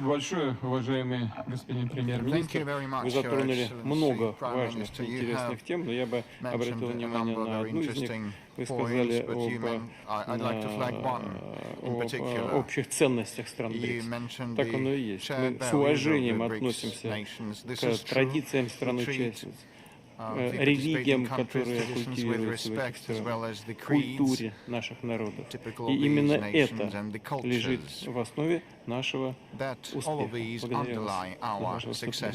И с удовольствием передаю слово президенту Туркменистана Садыру Гурбангулиевичу Бердымухамедову. Пожалуйста, прошу. Спасибо большое. Уважаемые главы государств, дамы и господа, прежде всего хотел бы поблагодарить президента Российской Федерации, уважаемого Владимира Путина, за гостеприимство и радушный прием.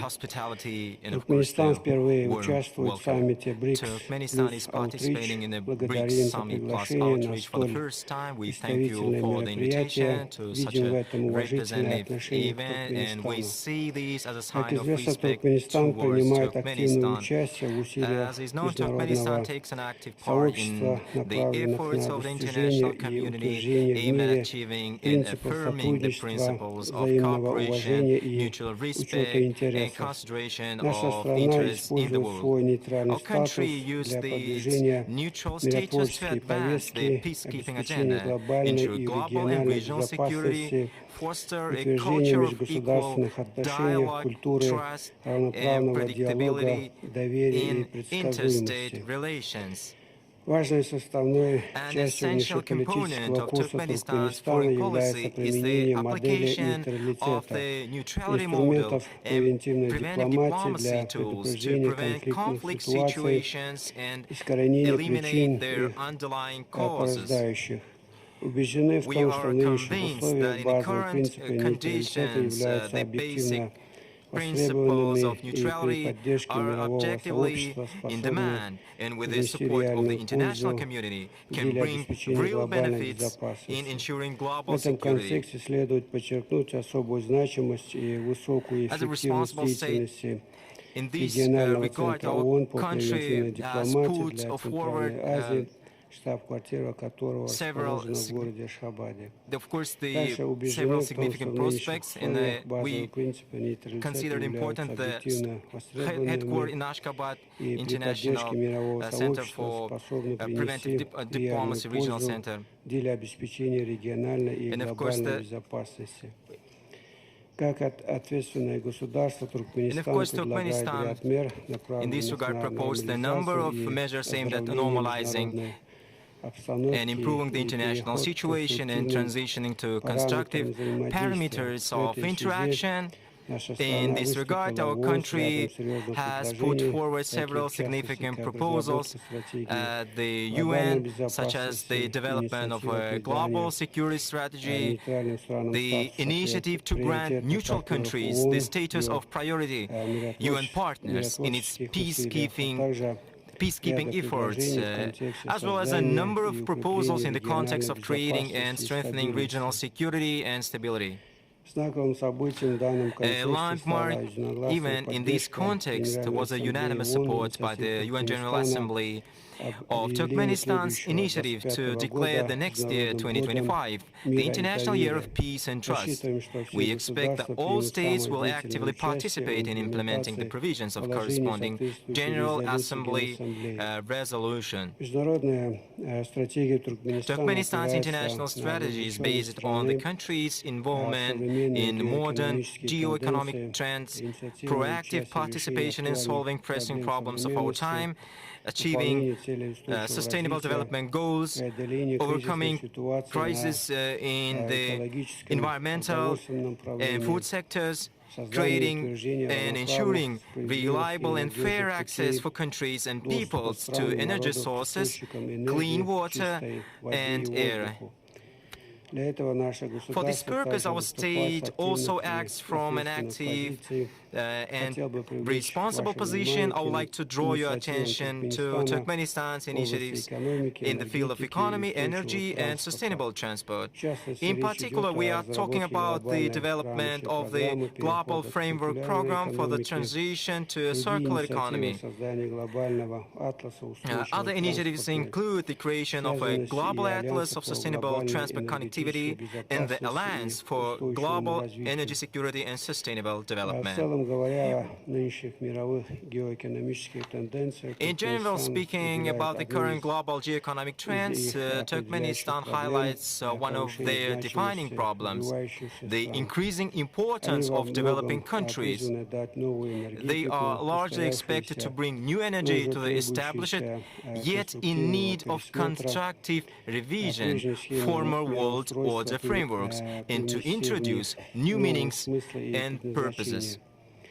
The key component here should be the alignment of the levels of scientific and technological development of states, digitalization and innovative standards, the unconditional priority of environmental criteria in the economy, trade, transport, industry, extraction and processing of raw materials, and a number of other areas. We intend to consistently achieve these goals. A few words about the climate agenda. It is obvious that it will become a key issue and will shape the trajectory of human development throughout this century. Turkmenistan advocates a systematic consideration of climate issues as one of the fundamental components of the global approach to ensuring the architecture of security and development, the creation of multilateral mechanisms for monitoring and responding to climate, environmental and man-made disasters. In matters of environmental cooperation, Turkmenistan gives priority to the protection and preservation of the natural landscape in Central Asia, marine resources and biodiversity in the Caspian Sea, and the rational use of water and water energy resources in these regions, taking into account the interests of partners and universally recognized norms of international law. We attach great importance to international cooperation in the humanitarian sphere, including resolving the problems of refugees and stateless persons. In recent years, Turkmenistan has established good cooperation in these matters with the UN, the Organization of Islamic Cooperation, and a number of specialized institutions, which has led to significant positive results at the national level. We are ready to share our accumulated experience and best practices with other countries. Our country also considers it important to give necessary impetus to cooperation in the cultural, scientific and educational spheres, cultural exchange, and the mutual understanding of traditions and unique arts as a beneficial process designed to create strong spiritual and value-based bonds, uniting nations on a sound and constructive foundation. We are ready to establish such interaction with partners and participate in the development of relevant plans for joint activities. Dear participants, once again, I would like to thank the organizers for the invitation to participate in this meeting and for the opportunity to speak and share views and proposals. In conclusion, let me express my gratitude to the organizers of the forum for creating conditions and environment for successful and productive work. I thank you for attention. Your Excellency, Mr. President, you have also noted multiple interesting issues, but I would like to emphasize specifically the need to eradicate the root causes of crises in order to eliminate them, and I fully support this stance. It is a fundamental issue. It is the top priority in addressing any crisis, including in overcoming difficult situations that we see worldwide and that have been mentioned today during the discussion. We have also touched upon your efforts in the United Nations. Часто упоминали сегодня деятельность этой организации. И здесь, конечно, много вопросов, мир меняется, и все структуры, которые были созданы десятилетиями назад, должны меняться в соответствии с меняющимся миром.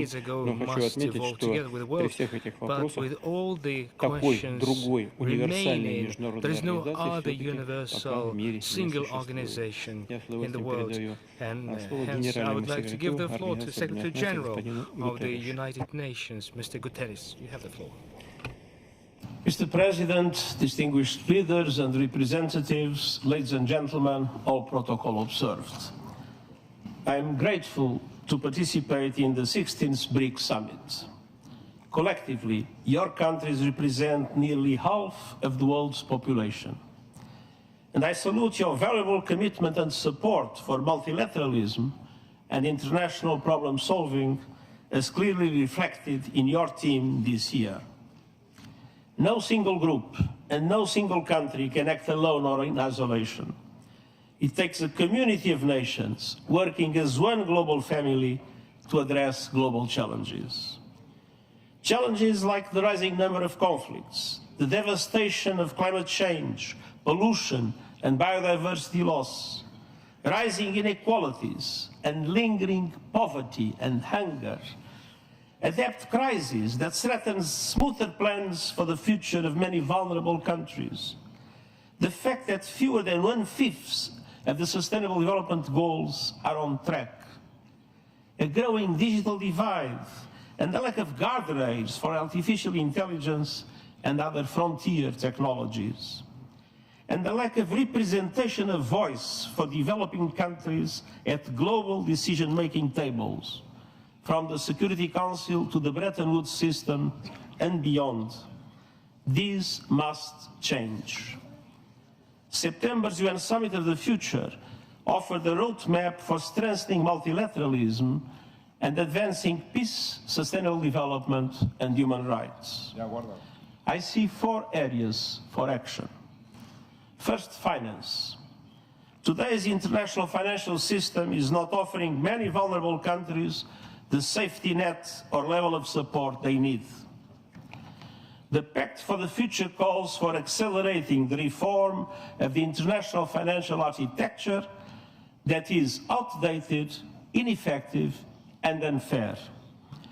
And includes a commitment to move forward with an SDG stimulus, to change the business model and substantially increase the lending capacity of multilateral development banks and their concessional funding to developing countries in vulnerable conditions, to recycle more special drawing rights, to restructure loans for countries drowning in debt, and to mobilize more international and domestic resources, public and private, for vital investments in developing countries.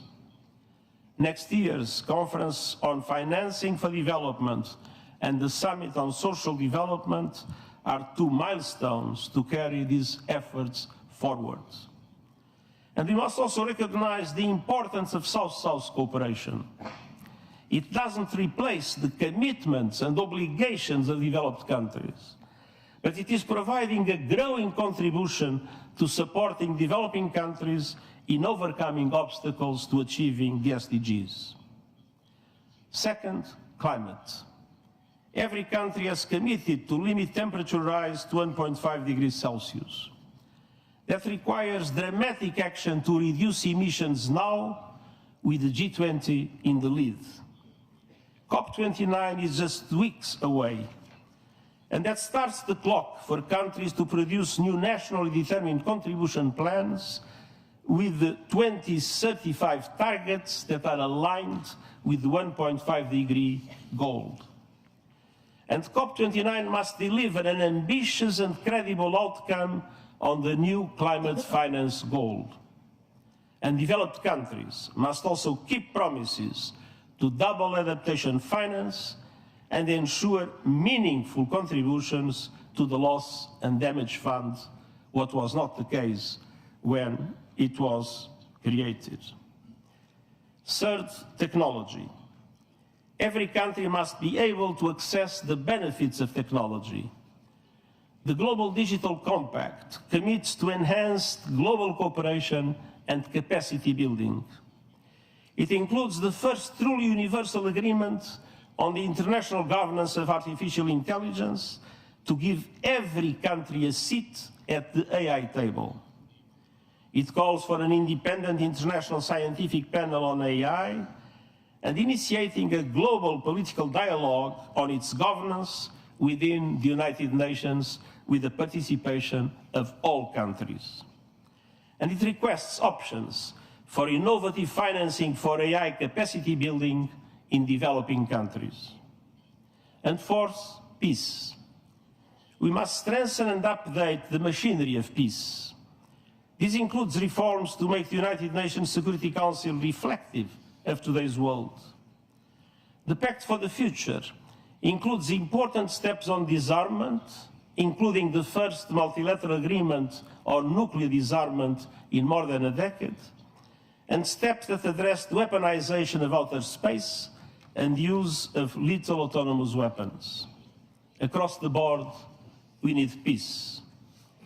We need peace in Gaza, with an immediate ceasefire, the immediate and unconditional release of all hostages, the effective delivery of humanitarian aid without obstacles, and we need to make irreversible progress to end the occupation and establish the two-state solution as it was recently reaffirmed once again by a UN General Assembly resolution. We need peace in Lebanon, with an immediate cessation of hostilities, moving to the full implementation of UN Security Council Resolution 1701. We need peace in Ukraine, a just peace in line with UN Charter, international law, and General Assembly resolutions. We need peace in Sudan, with all parties silencing their guns and committing to a path towards sustainable peace. Those were the messages I have delivered to the high-level segment of the General Assembly in September in New York. Unfortunately, they remain valid here and now. Everywhere, we must uphold the values of the UN Charter, the rule of law, and the principles of sovereignty, territorial integrity, and political independence of all states. Excellencies, ladies and gentlemen, the Summit of the Future charted a course to strengthen multilateralism for global development and security. Now, we must turn words into deeds, and we believe BRICS can play a very important role in this direction. Thank you very much. Уважаемый господин генеральный секретарь сказал о том, что мы должны все жить как одна большая семья. Уважаемый господин генеральный секретарь, мы так и живем. Вот в семьях, к сожалению, часто случаются размолвки, скандалы, дележ имущества. Дело иногда доходит и до драки. Цель BRICS заключается в том, чтобы создать необходимые механизмы взаимодействия и создать благоприятную атмосферу в to общем create доме. conducive Мы conditions этим in our занимаемся common и будем это home. делать, в том This числе is our в effort. тесной This is what we're going to do in close Спасибо coordination, большое. among others, with the Уважаемые United Nations коллеги, Organization. друзья, Colleagues, у нас friends. сейчас небольшой перерыв, и мы сразу же Now we have a продолжим short recess, работу and we will в формате continue рабочего завтрака. thereafter Благодарю вас. in the format of the working breakfast. Thank you so much.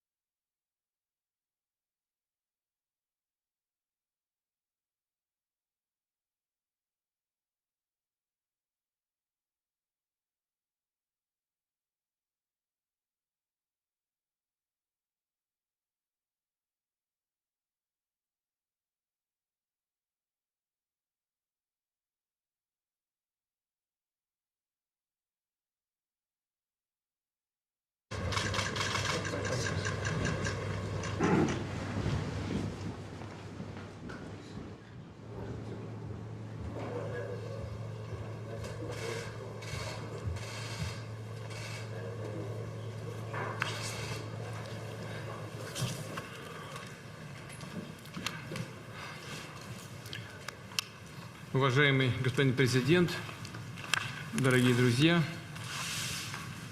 еще раз вас всех сердечно приветствую. И хочу прежде всего поблагодарить вас за ваше участие в саммите БРИКС. ขอเรียนท่านประธานเองขอเรียนบรรดาเพื่อนมิตรสหายที่เข้าร่วมก่อนอื่นข้าพเจ้าขอขอบใจนำเพื่อนที่เพิ่งได้ตัดสินเข้ามาเยี่ยมยามรัสเซียและเข้าร่วมกิจการต่างๆของกองประชุมสุดยอดBRICS Исходим из того, что наше объединение – это прообраз многополярности, структура, консолидирующая глобальный юг и восток. เพราะว่าพวกข้าพเจ้าคิดว่านั้นวงคณะนี้เป็นรูปแบบของระเบียบการหลายครัวที่ร่วมเอาบรรดาประเทศของโลกใต้และโลกออก Признателен за ваше содержательное выступление. และขอขอบใจที่เพิ่นออกคำเห็นอันสร้างสรรค์ในกองประชุมสุดยอดนี้ С теплотой вспоминаю нашу встречу в мае, когда вы посещали Москву для участия в торжественных мероприятиях по случаю 79-й годовщины Победы в Великой Отечественной. และข้าพเจ้าหวนขึ้นด้วยการอบอุ่นการที่ท่านทงนนท์สิสุริตไปเยี่ยมยามรัสเซียและเข้าร่วมการเฉลิมฉลองครบรอบ79 ปีแห่งชัยชนะในสงครามโลกครั้งที่ 2ในเดือน 5 ปีนี้ Будем рады видеть вас на праздновании 80-летия Победы в Москве в следующем году. และแน่นอนว่าพวกข้าพเจ้าสิดีใจต้อนรับประธานในการเฉลิมฉลองครบรอบ80 ปี Наши отношения носят взаимно выгодный характер и вышли на уровень стратегического партнерства. เพราะว่าการร่วมมือระหว่างสองประเทศของพวกข้าพเจ้ามีลักษณะการร่วมมือยุทธศาสตร์ В марте этого года исполнилось 30 лет договору об основах дружественных отношений. และพอดีเดือน 3 ปีนี้พวกข้าพเจ้าก็ได้เฉลิมฉลองครบรอบ30 ปีแห่งการเซ็นสัญญาว่าด้วยมิตรภาพระหว่างเรากับรัสเซีย А в следующем году отмечаем 65 лет установления дипломатических отношений. และพอดีปีหน้าพวกข้าพเจ้าก็จะได้เฉลิมฉลองครบรอบ65 ปีแห่งการสร้างตั้งใจประพันธ์การทูตระหว่างสองประเทศ Абсолютные величины товарооборота пока скромные, но все-таки тенденция очень хорошая в развитии. แน่นอนว่าปริมาณการค้าระหว่างสองประเทศยังอยู่ระดับต่ำแต่ว่ามันมีทะเอียงดีทะเอียงขึ้น С близких позиций относимся к большинству международных проблем. เพราะว่าพวกข้าพเจ้าก็ได้มีท่าทีคล้ายคลึงกันตัวปัญหาสากล И очень важно, что лаосское председательство в ассоциации АСЕАН способствует продвижению сотрудничества организации с Россией. Мы вам за это очень благодарны. และขอขอบใจหลายที่ทั้งลาวในนามเป็นประธานอาเซียนก็ได้สนับสนุนสุขยูการร่วมมือระหว่างรัสเซียกับอาเซียน Очень рады вашему визиту, господин президент. Еще раз. ดีใจที่ท่านทงนนท์สิริตมาเยี่ยมยามรัสเซีย Благодарю вас. ขอบใจท่านประธานาธิบดีVladimir Putin ปูตินหลายๆที่ได้อนุญาตเวลาของท่านพบปะกับข้าพเจ้าและคณะในวันนี้ Большое спасибо вам, товарищ президент, за то, что вы нашли время для встречи нашей делегации сегодня. 5 เดือนที่พวกเราได้พบปะกันก่อนนี้5 เดือนและพวกเราก็ได้เว้ากันหลายสิ่งหลายอย่างในการร่วมมือสองฝ่ายมื้อนี้ข้าพเจ้าอยากใช้เวลาหน่อยนึงเพื่อทบทวนคืนและก็บ่อยากใช้เวลาหลายขอท่านประธานในบดีพวกเพิ่นก็เมื่อยล้ามื้อนี้ข้าพเจ้าก็ติดตาม press conference เมื่อกี้นี้ Да, товарищ президент, уже прошло 5 месяцев, как мы встречались, и я не буду много времени у вас занимать, потому что у вас очень плотный график работы, поэтому я бы хотел повторить некоторые моменты совместного сотрудничества между нашими странами. ท่านบดีข้าพเจ้าขอบใจที่ได้เชิญข้าพเจ้ามาร่วมกองประชุม BRICS เป็นเตอร์ทำอิฐ Хотел бы выразить вам благодарность за то, что вы пригласили нас для участия в мероприятии Summit BRICS. Первый раз. สมเสยการเป็นประธานของท่านประธานาธิบดีปูตินในการจัดกองประชุม BRICS ครั้งที่ 16 นี่ข้าพเจ้าคิดว่าได้รับผลสำเร็จอันจบงามเป็นบทบาทของรัสเซียเพิ่มทวีอย่างกว้างขวางในกองประชุมเท่านี้ Хотел бы поздравить вас с успешным проведением Summit BRICS, 6-й Summit BRICS. И думаю, что после этого мероприятия роль России вырастет в международной арене. ข้าพเจ้าขอรายงานว่าภายหลังพอพบปะกัน5 เดือน5 ปีนี้นั้น พวกเราได้ว่าการหัวมือทางด้านการเงินตาครับจะขอแจ้งให้ท่านประธานบดีว่า2 ธนาคารได้ปรึกษาหารือกันแล้ว После мая мы обсуждали вопрос, что касается сотрудничества в области банковского и финансового сотрудничества. Два центральных банка уже сотрудничают совместно.